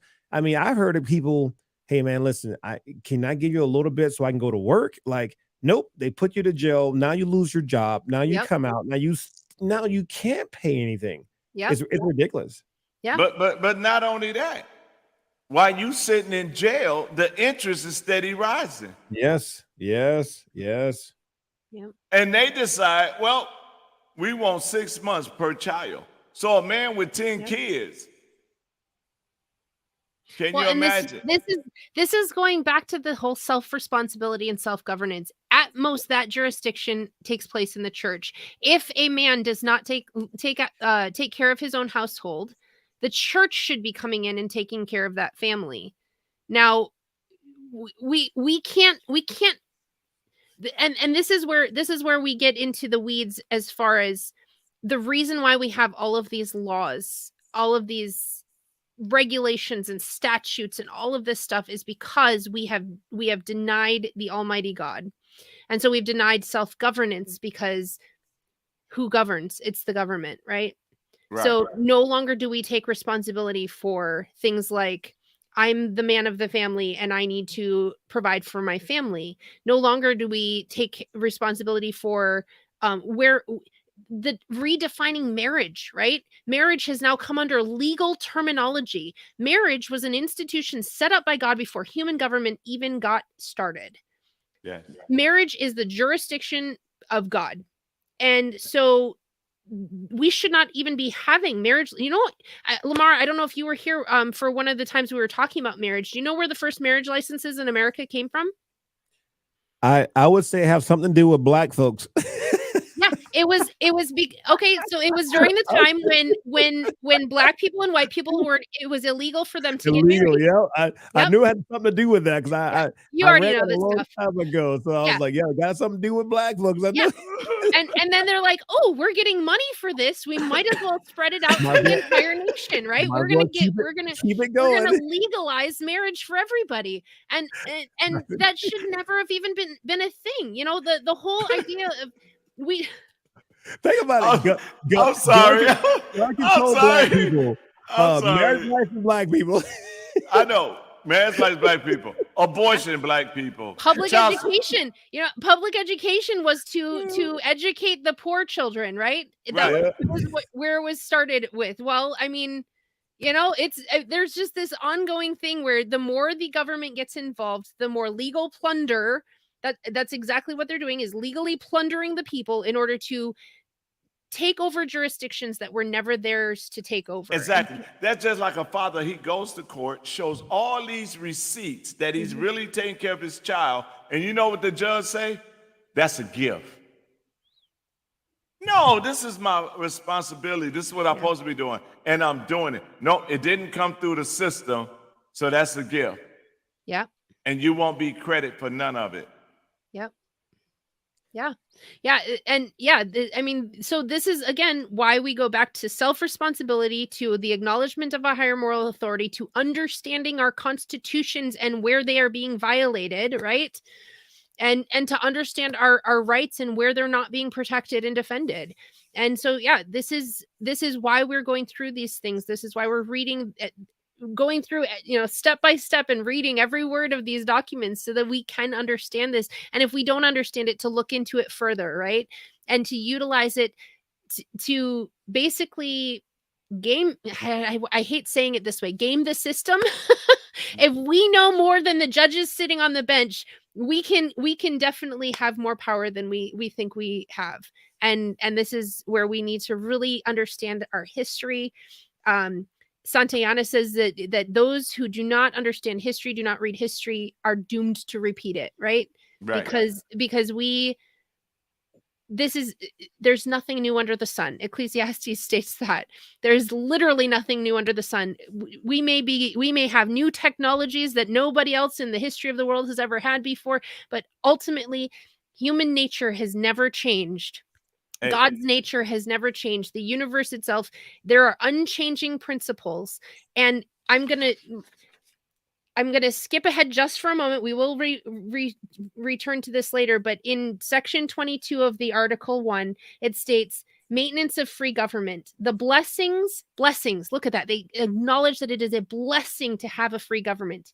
The blessings of a free government can only be maintained by a firm adherence to justice, moderation, temperance, frugality, and virtue, and don't miss this, and by frequent recurrence to fundamental principles. This is in our Wisconsin state constitution, guys. Right. Fundamental principles mean they are unchanging, they are infallible, they cannot be anything other than what they are, like gravity, right? You can deny gravity all you want, but the moment you step off of the 30th floor of a 30-story building, you are going to realize that gravity is for real. So you'll have about 5.6 seconds to figure that out before you're a pancake on the ground. But this is what they're talking about with fundamental principles. They do not change based on the whims of culture. This is why the Constitution is not a living, breathing document. Exactly. Because it is the first Constitution that was written with fundamental principles in mind. Yes, and this is why Frederick Douglass became so powerful, because of the fact he took the Bible and the Constitution with the Bill of Rights and said, and the Declaration of Independence, and says, you know what? This is what we could do. Oh, I gotta share this. Lamar, you're gonna love this because you always throwing blacks everywhere. So let me my peeps, man, my peeps. I gotta throw them out there. Okay, well, look, we was at breakfast one day, and one of the guys at the table says, "I'm a black man," and I said, "I'm an American," and he says, "No, we are black men." "I'm an American." "But you black." I said, "No, I'm a dark-skinned American." And he said, "Why did you say that?" I said, "Because every time you use that, I'm a black man, what end up happening is this. You put limitation on your life from the mindset of a black man. But if I say I'm a dark-skinned American, then I'm going to take the Constitution and there's no limitation on my life." You remind me the first time I was indoctrinated in school, right? Even in Mississippi. Mm-hmm. Didn't know any better. Didn't know black, I didn't know white folks even came from Africa. I was clueless. The first time I saw a white man speaking with an African dialect, I was floored. I'm like, what is this? What? How can this be? I had a shutdown. I literally couldn't think because I'm looking at this guy, pale as any other white dude, but he called himself African American. And that's when my journey started. At that day, he was a pastor. Yeah, he come over to preach, and I went to this church, listened to him speak. I thought it was going to be a black man speaking. This guy showed up. I'm still waiting on the black man to show up, and never did. That was the real African American that we're speaking of, and I could not process it. I thought about that for like the entire week. I'm like, what have been? And then I just started researching. Yeah. Started doing my homework. Like everyone has a turning point in their life, and you know that point in your life where you said, "I'm not going to believe this anymore." Yeah. Something happened. But, at that pivot point where you that woke up. Once the scales falls off, you can't put that back. I know, and it was like me. I was sitting in my church, and the Lord said, "Study this country." Yeah. And I started studying, and I'm like, "Am I the only one see this?" But I want to touch something real quick, Matt. I want you to think about this. She can't do it at the state convention. Oh, they don't like me at state convention. That's even better. You should do it then. But wait a minute. She can't do it at a state convention. I'm gonna tell you why. Yeah, LAMAR trying to start a revival. We're gonna have one. Amen. You know what? We might need to come to Kenosha and watch your mouth. And do the but wait a minute. We should come to Kenosha and do the Kingdom Constitutional Summit. Yep. In Kenosha. Sounds good. I'm all in. We did it in Milwaukee, but we need to do it in Kenosha. So let me finish this. The reason I say Sarah cannot teach this at the state convention, because if Sarah teach the Constitution the way it is, not the way we interpret it, but the way it is. Now, I'm going to tell you what's going to happen. If she end up doing that, they will be exposed just as much as the Democrats is exposed on how they doing things that is not lined up with the Constitution. Neither party wants you to come and teach their members the Constitution, because you're going to find out that both sides are not lined up with the Constitution. Yeah. Because true. We had somebody say for the Supreme Court justice, they want a constitutionalist activist instead of a constitutional judge. Yeah. So when you do that, but we could talk about that, Matt, about coming there and doing. I mean, it was wonderful in Wisconsin. Wisconsin, Lord Jesus. It was wonderful in Milwaukee. We had a beautiful time in Milwaukee. 3 days. Yep. 3 days of kingdom and constitutional training and worship. It was amazing. Yeah. Paula, Paula already in love with you, Sarah. So Paula Gonzalez. I mean, Thank you, Paula. She is like your hero, man. She is like, oh my God, I love this girl. If I showed this, I might embarrass Paula, but I can't wait to meet you, Paula. She's her fangirl right now. I swear, I'm getting jealous. She used to talk about me that way, but I'm looking dumb in front of you. She said, my new hero. Hey, how you think I feel? I had a show where everybody wanted me. Now, I called her the constitutional queen, and that was it. Your fault, Dr. King. That's it. That's why I'm glad that I still have my fan base, that they listen to Think About It Tuesday and then come to the Constitution. Because I would be so jealous. But no, I love this because we get to interact, we get to talk, we get to do things, we get to answer questions, we get to correct something. I mean, it's a beauty that we're exposing stuff. Yeah. And for me, I've got the added benefit of being able to learn these things as well, because like I've been studying this since I was in high school, but not to the depth that I've started doing it now. And so I'm on the journey with everybody. So it's just, for me, it's just like, it is such a learning experience to just go through this stuff and be like, oh, that's a new word. I get to learn this too, So this is just, it's definitely an honor and a privilege to be part of it, and to just to see light bulb moments. And I know, right? I love it. Yeah, I love it. I absolutely love it. It is my jam. and Matt, I tell you this: if you call me, we'll look at some dates, because we're gonna need a place for 3 days. We got Hey, anytime you come down here, it's gonna be either the Italian American Club, but that's our primary go-to location here. And if it's just a one-off, we do the Ruffalo's Pizza 2 down here. But but chances are Oh. you're gonna end up at the unless we get like a hotel room or something that costs. Wait and I don't know how much that a costs. minute, because Matt said something, so I got to go get it. Should I go get it, Sarah? Yes, please do. Okay, I'll be right back. Hey, you have the Spotlight newspaper. It Nice. actually has the Mm-hmm.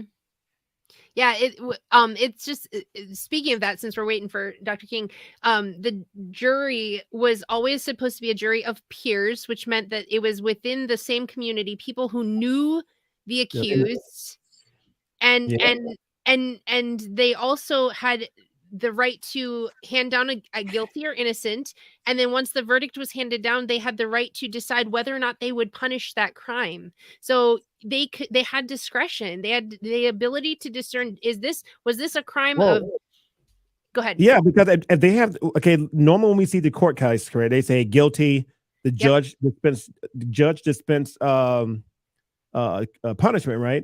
So Yeah, you they're mean not that a jury can find someone guilty but said we're not going to punish him. Yes. We never hear the back end of that. No, not at all. Yeah. I mean, and that's why people don't know the power they have on jury. Serving as a juror. Yeah, Right. exactly. Matt, we travel everywhere. We even going up to Westby where J-Rod is. We're going to go into Manitowoc. We're going into Madison. Yeah. So we're taking this around and we're teaching while them two are teaching Constitution, how to win a court case, PMA. Then I'm teaching the Word of God on the Kingdom of God and showing how the Kingdom of God lines up with our Constitution. Yep. It's amazing. Oh, but Matt, I got to show you. Is this what you want us to make sure we're doing it with, Matt? Is this it? I'm gonna go get my Constitution now. It's downstairs in the basement. I think I've got about 50 copies of our Constitution now. I keep collecting them. So I know I got to order me some more, but here it is. We got it all. In the way these men, you think about the way these men write, how they write. Oh, it's such poetry. It's almost like you ever seen letters from war during World War II? It said, "My dearest loving wife." Yes. I write to you in agony, blah, blah, blah, blah. Now the stuff you get home now, hey girl, what Craig and them doing? How y'all been popping off? It's like I mean, read some of these letters like, oh my God, we have lost the art of language. We lost the art of the stuff that people were learning in back in those days. That was like 12th grade stuff, in 8th grade. I mean, they was doing some very high level things. Now, Man, you can't even read it in our schools right now. Well, they stopped teaching cursive writing in public schools so that people couldn't read the old documents and the classics. That's the whole point. Exactly. Yeah. And you know what? If they took that test, that 8th grade test they had to do back then, now, some college students can't even pass it. Oh gosh, most adults can't pass it. I think they did a. I'm not smarter than the 5th grader. They did a statistical analysis of the citizenship test for for people who are coming into America. I'm sorry. Smarter than a 5th grader, huh? Not my 5th grader, anyway. Okay. I'm not. Oh, thank you, man. I'm not smarter than a 5th grader, y'all.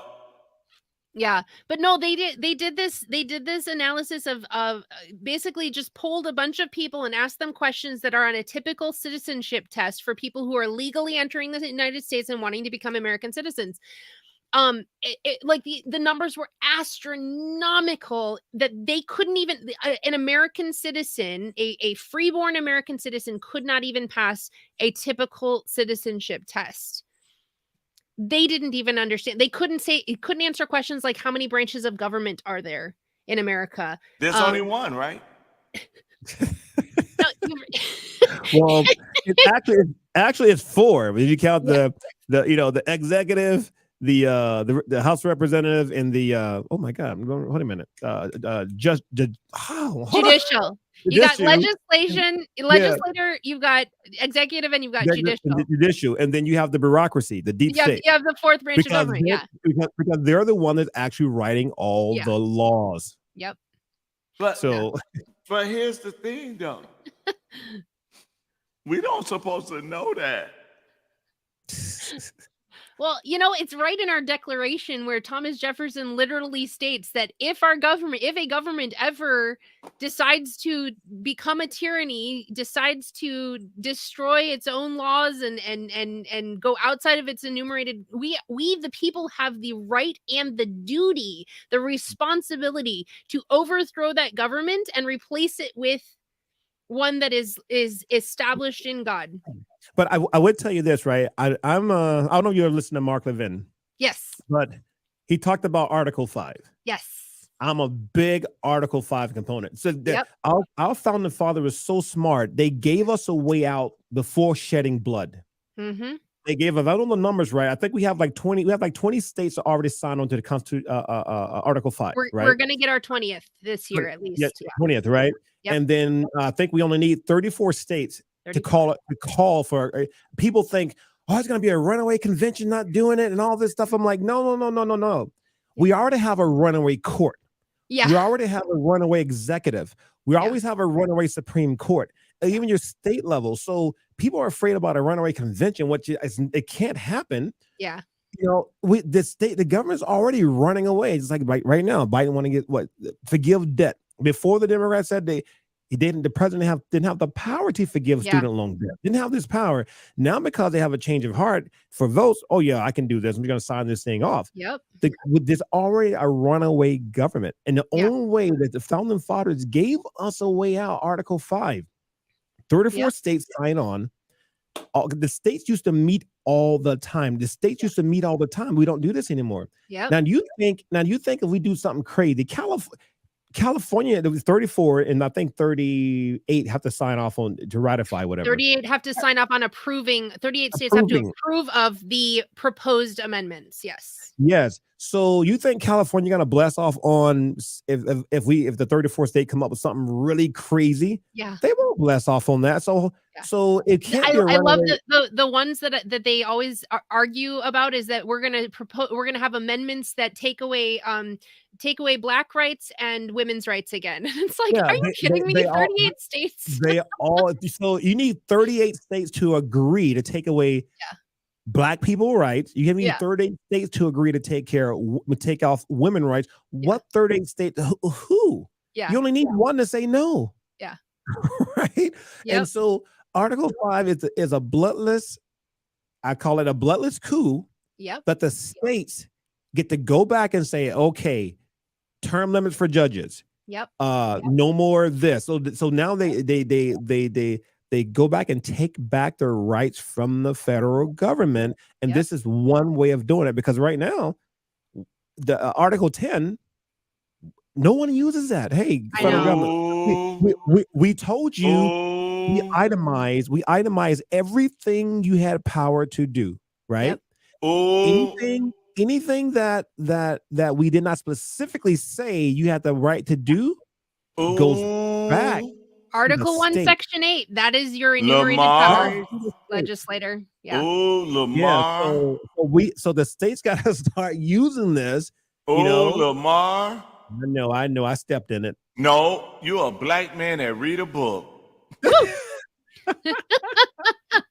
You are in trouble. We don't do that. Master say we can't read books. Says Dr. King, who has bought how many books since I got you hooked on them?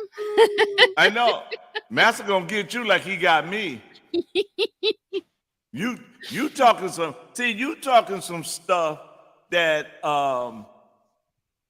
that, how should I say, us don't supposed to know. So I mean, seriously, they use us for gay rights. Yeah. They use us for abortion. Let me get in. Put me in, coach. I'll just step back and just wait until you guys get out. Wait, coach. Wait, coach. Put me in, coach. Put me in. I'm sorry. Come on. Now, every Black History thing I went to during Black History Month, right? Again, I don't believe schools should be sponsoring one race over another, right? That One gender over another, one all over that. another, one.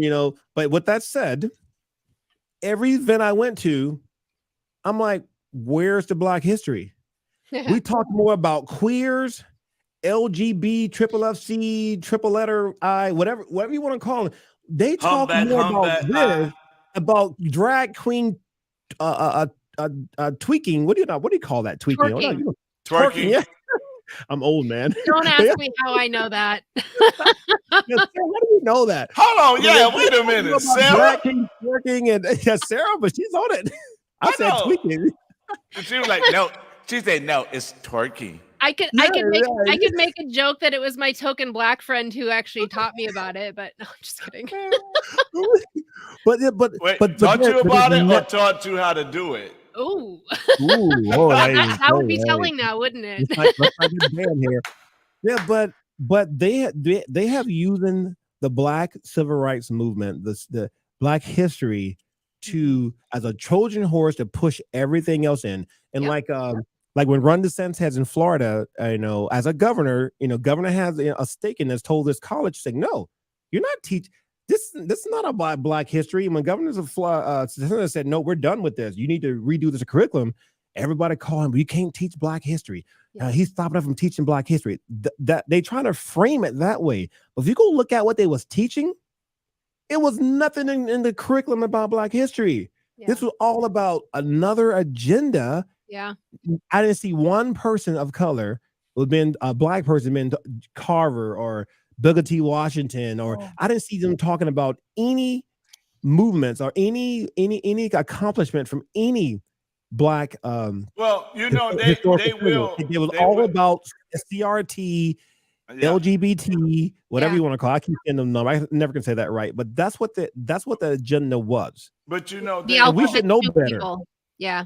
Alphabet soup. Yeah, I'm going to say alphabet soup because I can't get those. You have to understand this, that until the Black community across this country realize they being used, it's not going to stop.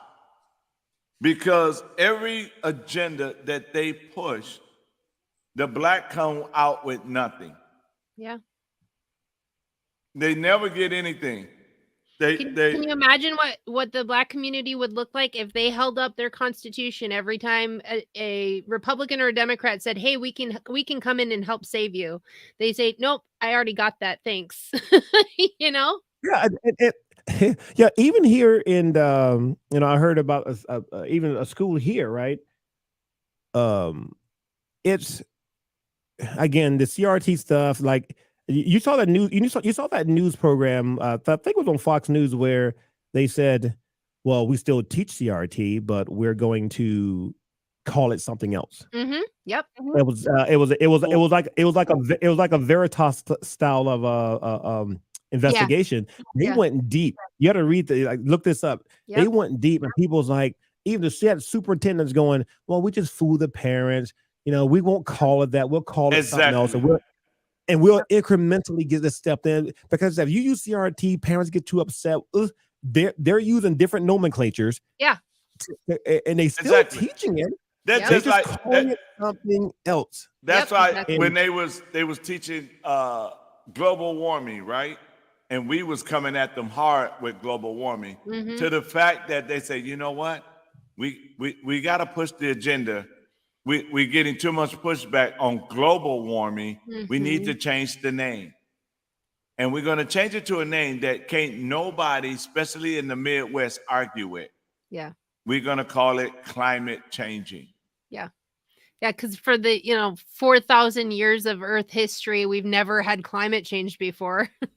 Well, we never had cars. Like, how long have we had cars for? Yeah. The ice was melting before the Industrial Revolution. Yeah, yeah. Exactly. Like, how did it melt then? There were no factories and cars riding around, but it melted. Well, who did that? So what we have to do in the Black community, because we got to stop being that Trojan horse or that rally. For example, Margaret Singer created Planned Parenthood, right? Now the NAACP is in the bed with Planned Parenthood, but not only that, they got women hollering pro-black. You know, we're for you. They actually out to genocide you, Yeah. and they talking about we standing with Yeah. you. Was You're it not New- standing. Was it New York that they have more black babies being aborted than being born at this point? And it's not Yes, just New York, sir. but I'm pretty sure that was a big one. Right. Yeah, because where do they put the Planned Parenthoods the most? Yeah, In the wait. black community. No. Exactly. You wait and see. I think the Hispanic population outnumber us now. Mhm. But you wait and see when the black community numbers continue to on a downcline, Mhm. they gotta kick us to the curb and be like, nope, Hispanics in, you're out. Who cares about what you got to say? Yeah. You know? And then sooner or It's later, happening now. It is happening now. Again, I'm married to a Mexican woman. I love my Spanish people, right? I'm nothing about that. I'm just it's the God honest truth that the power that the black community once had, each year that goes by, the more baby that we abort and leave this world, the less power base we have. Right. And the people that are left behind, man, I can go on forever about this. I know we're talking about constitutional law, but we talk about everything here. This is kingdom citizenship. We're talking everything. We have a state constitution, we have a federal constitution, and we have our biblical constitution. So we've got they're all so intertwined. You can't have one without the other. That's right. What she said. What the kids say. What the kids say now. That part. That part. But you know. I don't know that one. Oh yeah, they say that part. Real when quick, you say something I did want to answer Rustin. He said, "Let's go deep. Why is it a main subject?" He was talking about the CRT and all of that stuff. The reason why parents or why they wouldn't have it as an after school activity is because they know parents wouldn't sign their kids up to be discriminated against. Exactly. They know that nobody would actually join it, so they have to force it onto the. I was saying this the other day. The first mandated schooling took place in the 1800s in Massachusetts, where parents and their children were literally frog marched to the school at the end of a gun by the government, by the law enforcement officers there in that village.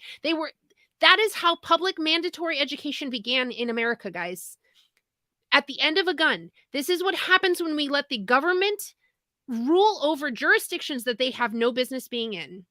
Yep. And this is why we need to keep educating ourselves, because if we don't know this history, we cannot fight against it. That's right. And you know, when we was in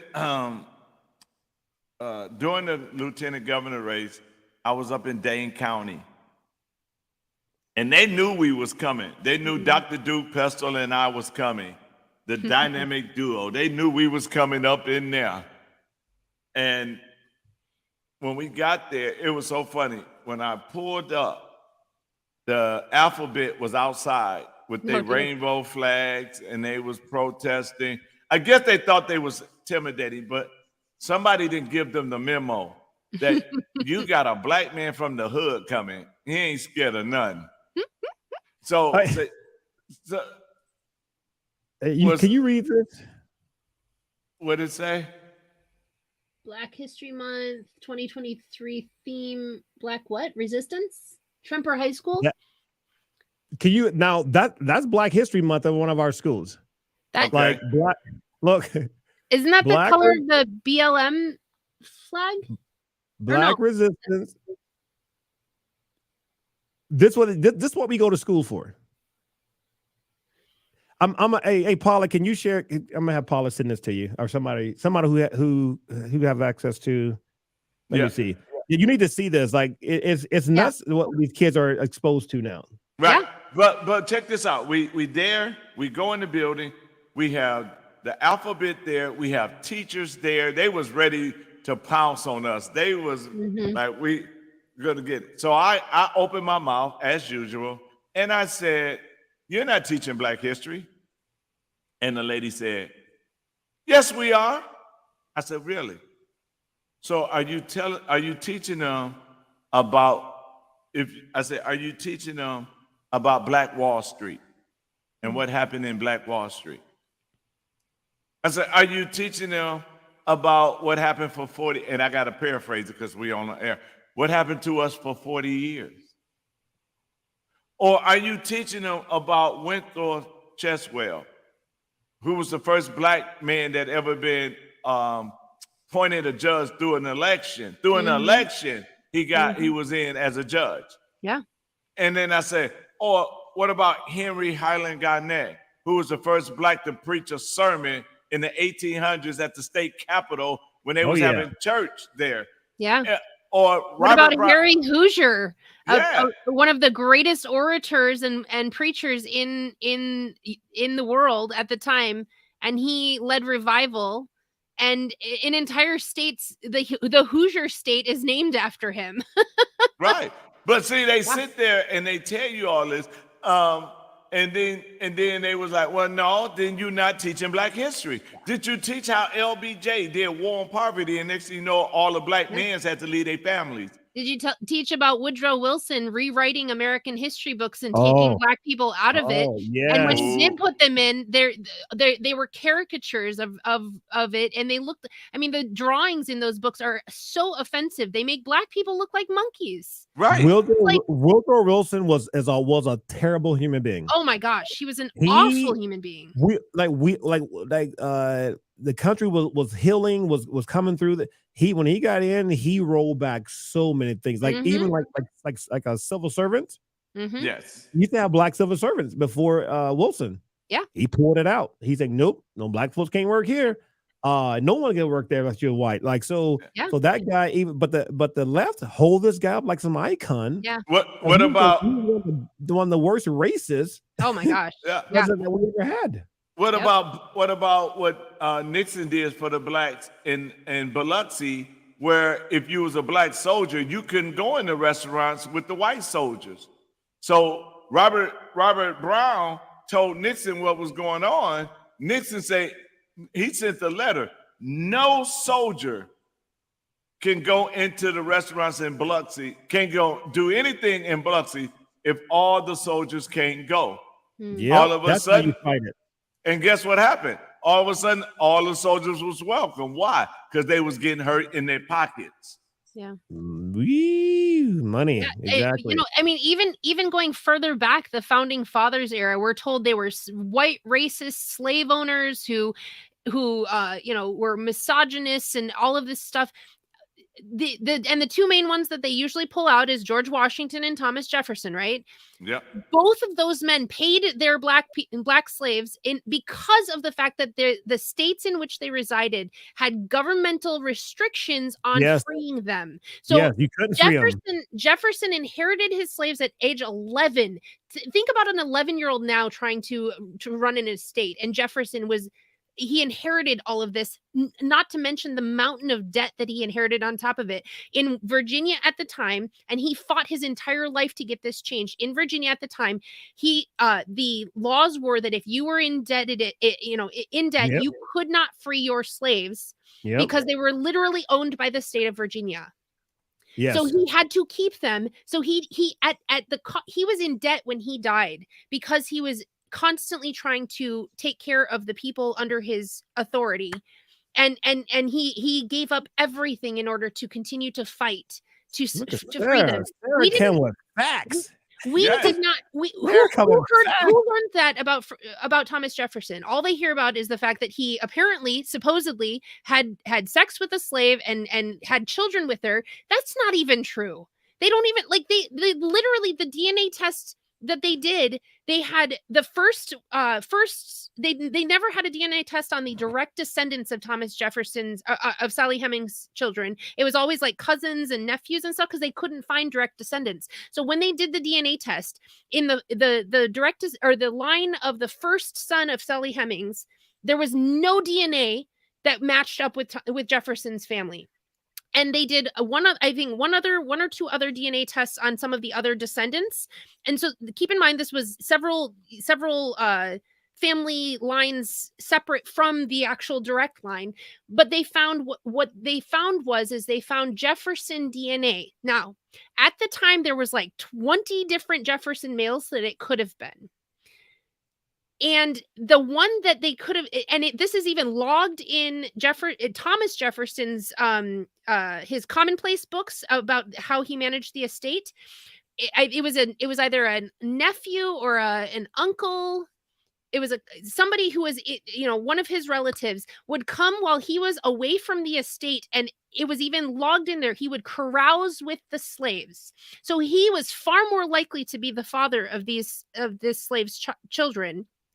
Not only that, but the person who first started the rumor about Thomas Jefferson fathering was in the 1800s. He was angry because Jefferson was literally taking care of this man's daughters, like financially supporting this man's daughters. And through a series of mishaps and misfortunes, a check didn't get sent to the family. And so so this guy blamed Jefferson for this. And this guy went to the papers and spread this rumor about him having sex with his slaves. And that's where the rumor started. It was proven wrong at the time, but when it was brought up again, do you remember when it was brought up? This Sally Hemings story? It was brought up at the same time that Clinton was having his affairs in the Oval Office. Now, why would they do that? Somebody was having fun. Yeah, Clinton was trying to justify, oh, well, other presidents did this, so I get off scot-free. So they brought up a debunked rumor, and now it is known as fact. In fact, movies have been made about it, and Monticello, Jefferson's home, the tour guides literally tell this story of Sally Hemings and her slave children. None of it's true. But this is the history that people are being taught. And it doesn't take that much research to go back and see these things debunked. But people just do not do it. They just take it as fact, and that's it. Right. And you gotta look. For example, if a black man is free and he marry a woman that's a slave, in order for him to have her, she has to be his slave, even though she his wife. Mm-hmm. Yeah. And so when you look at everything that was going on, I mean, if we're going to talk history, we need to break it down so people can really understand it, because of the fact that a lot of us don't know. Yeah. And so hold on, we all are, sir, because we are almost at, hold on, we doing something. Yeah. We doing something tonight that we don't normally do. Yeah, this time went by fast. I mean, but it always go by fast. So we're gonna get off. But Matt and Paula, if you guys want us to bring the Kingdom Constitutional Summit to Kenosha, I better not say Racine again. No, He's gonna get on his horse and ride up here in a minute. Then take my number down, 414-676-0842. Sarah, can you type that in there? Yeah, give me a second. I got to go back into Facebook. Oh, you out of it? I'll do it then. I got it. Oh, that's how you guys writing messages. I was wondering how you guys are writing in here. I'm like, I need a lesson, man. I'm like, I can't write it. I can write because I'm in charge of the studio. Yeah, I got it. You usually have that little ticker tape at the bottom, so I didn't even think about it. I know. And I still got a ticker tape, and I just didn't do it. But if you call 414-676-0842, we'll talk about it. I'll let y'all know what we need. Yep. And then, we can do it, because we did it here, and it was beautiful. It was so fun. it was good, because if Sarah said it was fun, I believe it. But you saying I don't know. If Sarah says fun, I go with that. So what you trying to say? You don't like my kind of fun, but no, it was really educational, and it was fun, and everybody was blessed that was there. Then we ended up breaking off into a spontaneous worship service, amazing. We played the music, beat the Mhm. drum. I was even on the drum. Now I Yeah. wasn't on tune, but I was on the drums. But Well, and we also did like an open Q&A session, so it was really awesome because we just had a lot of like back and forth and discussion and stuff. So there was the teaching portion, but I think honestly the most valuable part of it was the Q&A part and the worship part because yes, yeah, it was the ability to just get together and have civil discourse and actually talk about issues that we really need to be focused on and get an education while we're at it. So yeah, it was great. yeah, because when we was doing the summit, I was teaching. And Yep. when I started teaching and I started showing the danger of one word missing, I had to change my theme Yeah, your theme song. because they was like, wait a minute, you can't Mhm. play that. You can't play that no more Yep. because you just taught us the truth. Yep. So you can't play it no more. So I had to have a Speaking what? of teaching and one word missing, guess what I just got for my birthday? Ooh. $15.99. Oh man, This was the Bible that the Protestants in England created because the Roman Catholic Church was persecuting them, and so they weren't allowed to do anything different. So they printed this one. The Pilgrims took this version of the Bible with them on the Mayflower. This was the first Bible that came over to America. Okay, where'd you get it from? You're getting on my nerve. That's Where some you get it English, from? old English right there. Let me So- I will put the link in. How's that? Okay, because now I got to get it. Oh, I'll check on the worship team, see if they'll come. But yeah, you're talking about an amazing time. It is Mhm. amazing time, learning time. And let me say this right now: there is a Kingdom Summit that's going to be on Zoom, March the 9th through the 11th at 6 p.m. So that means on the 11th, we're going to push the constitutional teaching up that day instead of Mhm. doing our normal time because we will be in a summit teaching on the kingdom. So if you want that Zoom link, you have to call me or go on my Facebook page, and that link is on there. All you got to do is sign in, and we will bring you on. Oh, there it is. See, there you go. So this is how we're going to do this. Sir, do you have your quote? I will make it happen. Let me see here. Not yet. I want Not you to yet? get it Okay. because this is what we're going to do. We're going to beat the 4-hour mark. So we're going to do our quotes and then we're going to get off because we already been on here 3 hours and 42 minutes. So we've been on for a long time. Wow. And this is what happens when I get them and then you come on and start clowning. Oh You know. man, it's been good. Yeah. Again, so those of you watching, like I said, I was don't forget to vote for school board here. If you live in Kenosha area or within the KUSD school district, please get out to vote. If you want change and you want to see, the school do better jobs for our kids, reading, writing, classic education. I'm about the classic education, getting back to the basics. Our teachers are not psychologists. They're not therapists. They should be there to teach people who want to be there to learn, not disciplinary. Any students, who are having issues in school and don't want to listen, truancy, they have to be dealt with, meaning that when I went to school, I got sent home if I acted up at school. And teachers are being made to coddle, babysit, and just spend more time with kids who don't want to be there, right? I guarantee you, if some of these kids went home to mom and dad when they can't go to work, they're going to be talked to about how they should behave in school when they go back. So please get out to vote. I'm like we can win this. I have a lot of support here in Kenosha.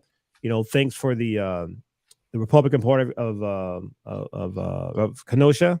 Also I keep forgetting his name. I would get it mixed up. But the Republican women of Southeast Wisconsin That group's ran by Sue, and everyone else in my environment here. You guys have been awesome, backing me up, donations. It's been a blessing to be here working with you guys as well.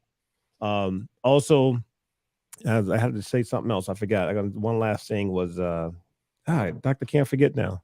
Your quote. What was the quote? Okay. I'm trying to make it the 4 hours. I think we let's see where we at. We at the I got like 8 minutes. Anyways, the quote is this: what do you call it when someone steals someone else's money secretly? A thief. What do you call it when someone takes someone else's money openly by force? Robbery. What do you call it when a politician takes someone else's money in taxes and give it to someone who was more likely to vote for them? Social justice. Thomas Sowell. Oh, okay. Miss Sarah. Okay. So my quote will be a little bit long. So this is all I'm going to say because it's that good.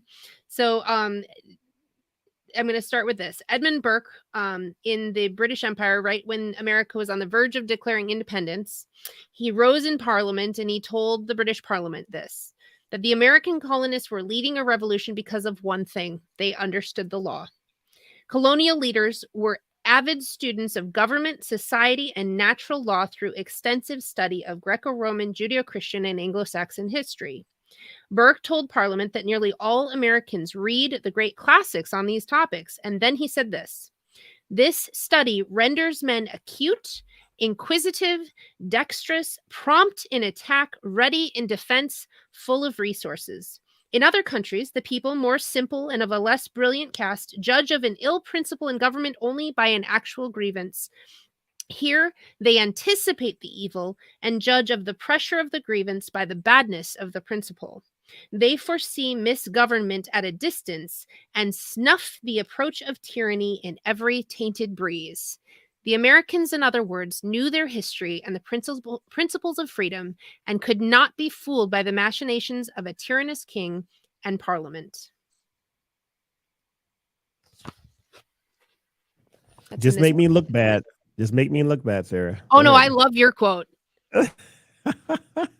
That's from this book. These truths to be self-evident. 12 Natural Laws of Freedom, Progress, and Success. Yeah, that means she did that so I can go buy it. So is that it for you? That's what I got for today. We know what we can fight tyranny and oppression if we know the law. Yes. Let's see. So mine's is coming from, boy, them liberals really mess with him. Look at that. Oof, what is going on? No. The wife turned the heat on, and the heat like rises up right behind the camera, and if the camera gets too hot, it shuts off to protect itself. Oh no. Okay.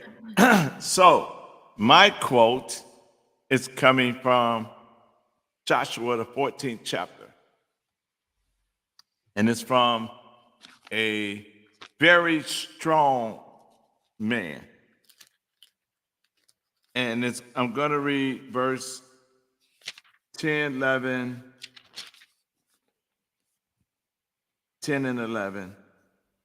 I'm going to just do 2 because I'll start preaching if I go any farther. Well, let me start with 9. Maybe I'll do 9 too.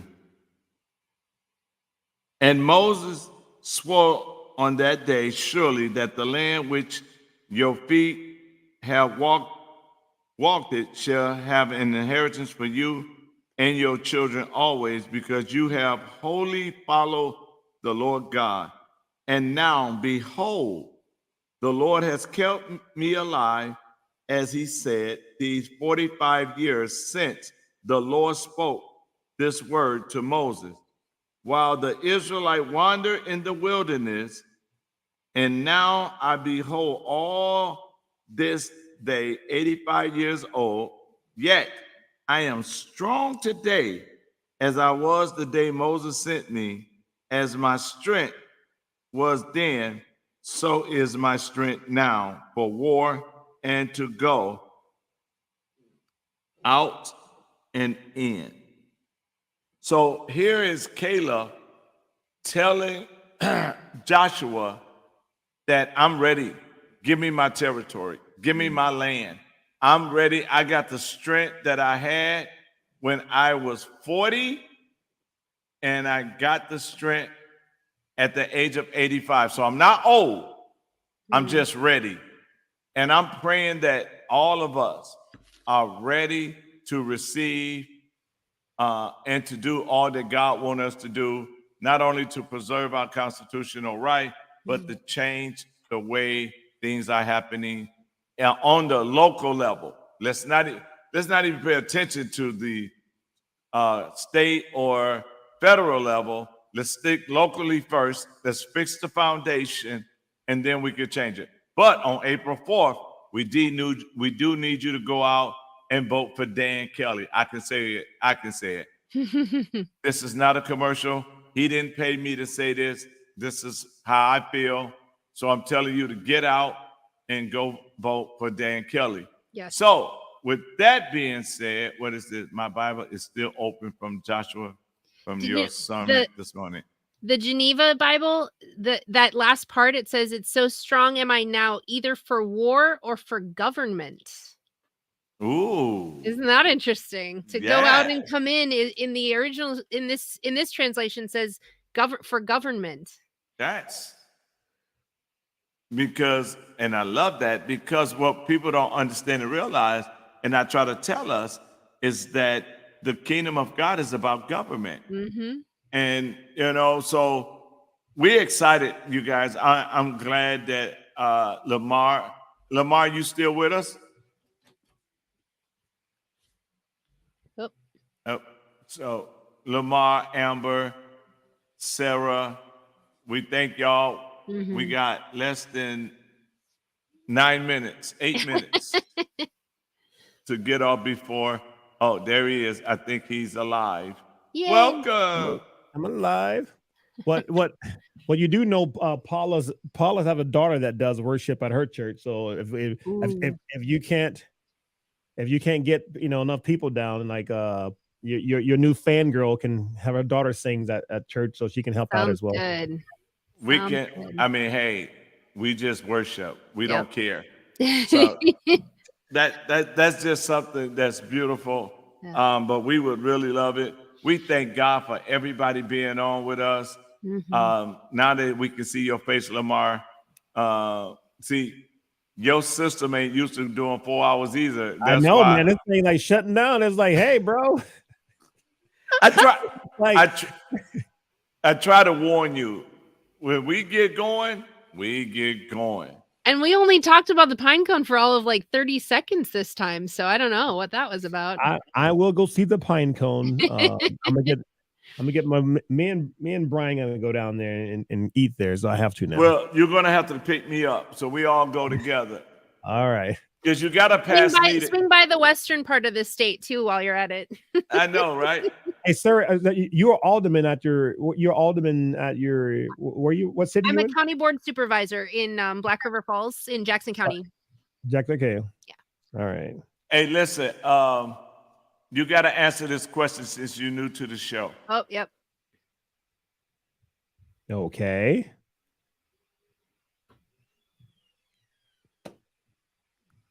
What happened? Oh, this sweet potato or pumpkin. Oh, I'm thinking about to ask me something. I'm looking at the question. That's the question. Sweet potato or pumpkin. Oh, sweet potato pie or pumpkin pie? Does it have butter and cinnamon? Yeah. Sweet potato or pumpkin? I would say sweet potato. Oh, okay. Because I was about to take your black card. Grandma made sweet potato pie, but we got pumpkin pie for the special, like the holiday. Like I was gonna take your black card. You was gonna lose your black card. I was gonna cheer so loudly, Dr. King. You about to be cancel culture on the black side.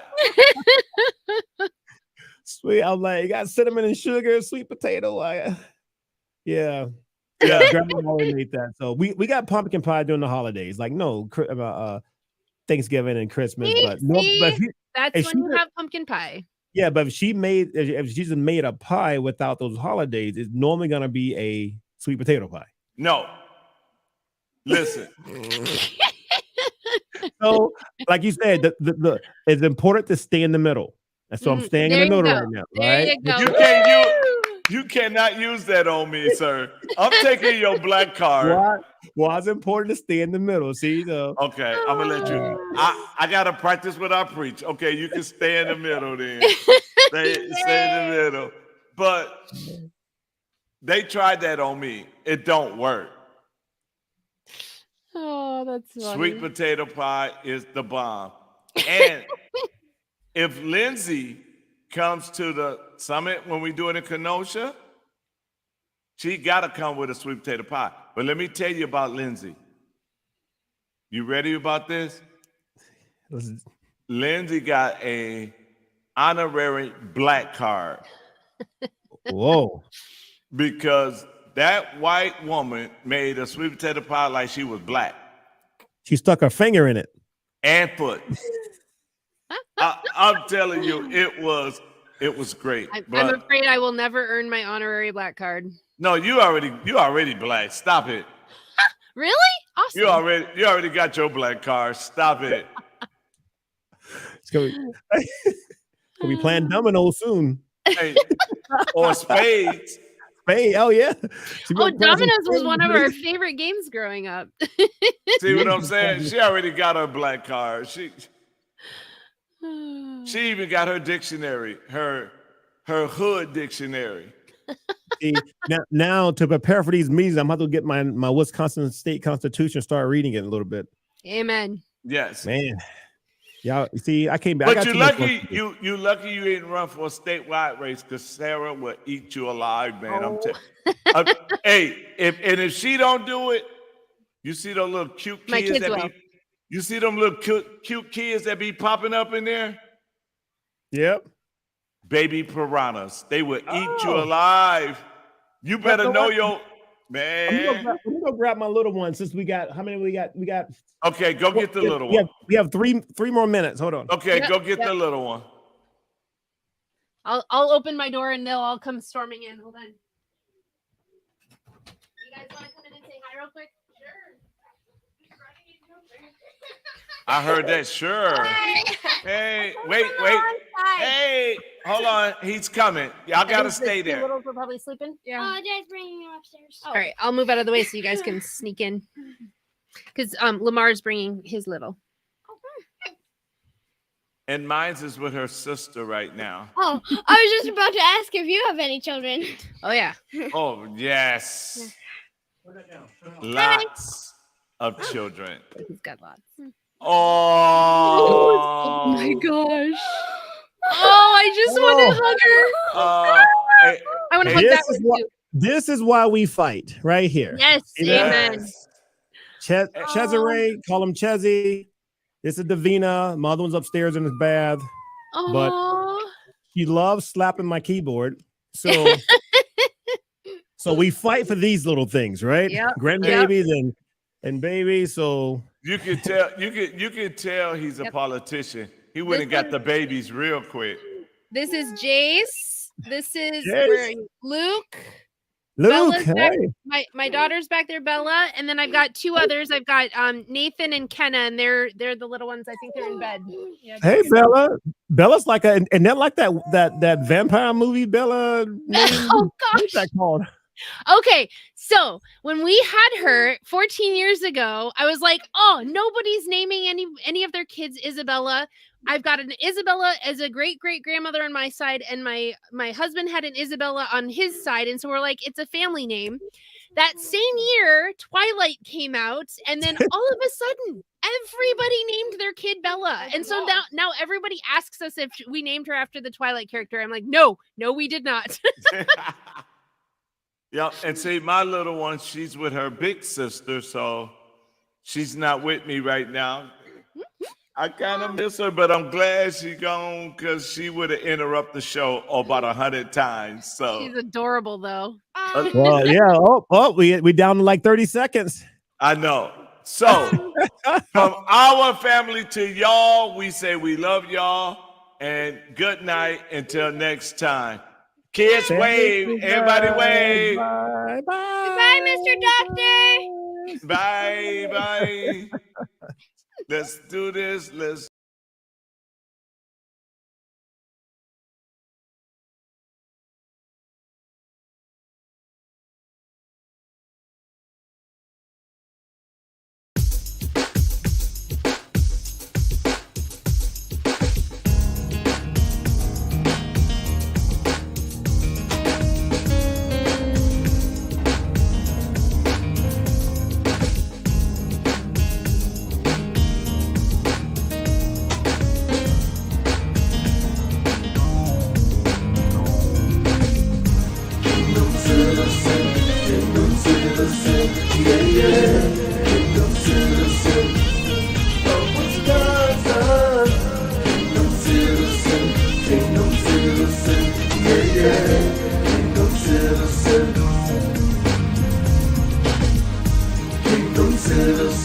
Kingdom citizen, yeah, yeah, kingdom citizen.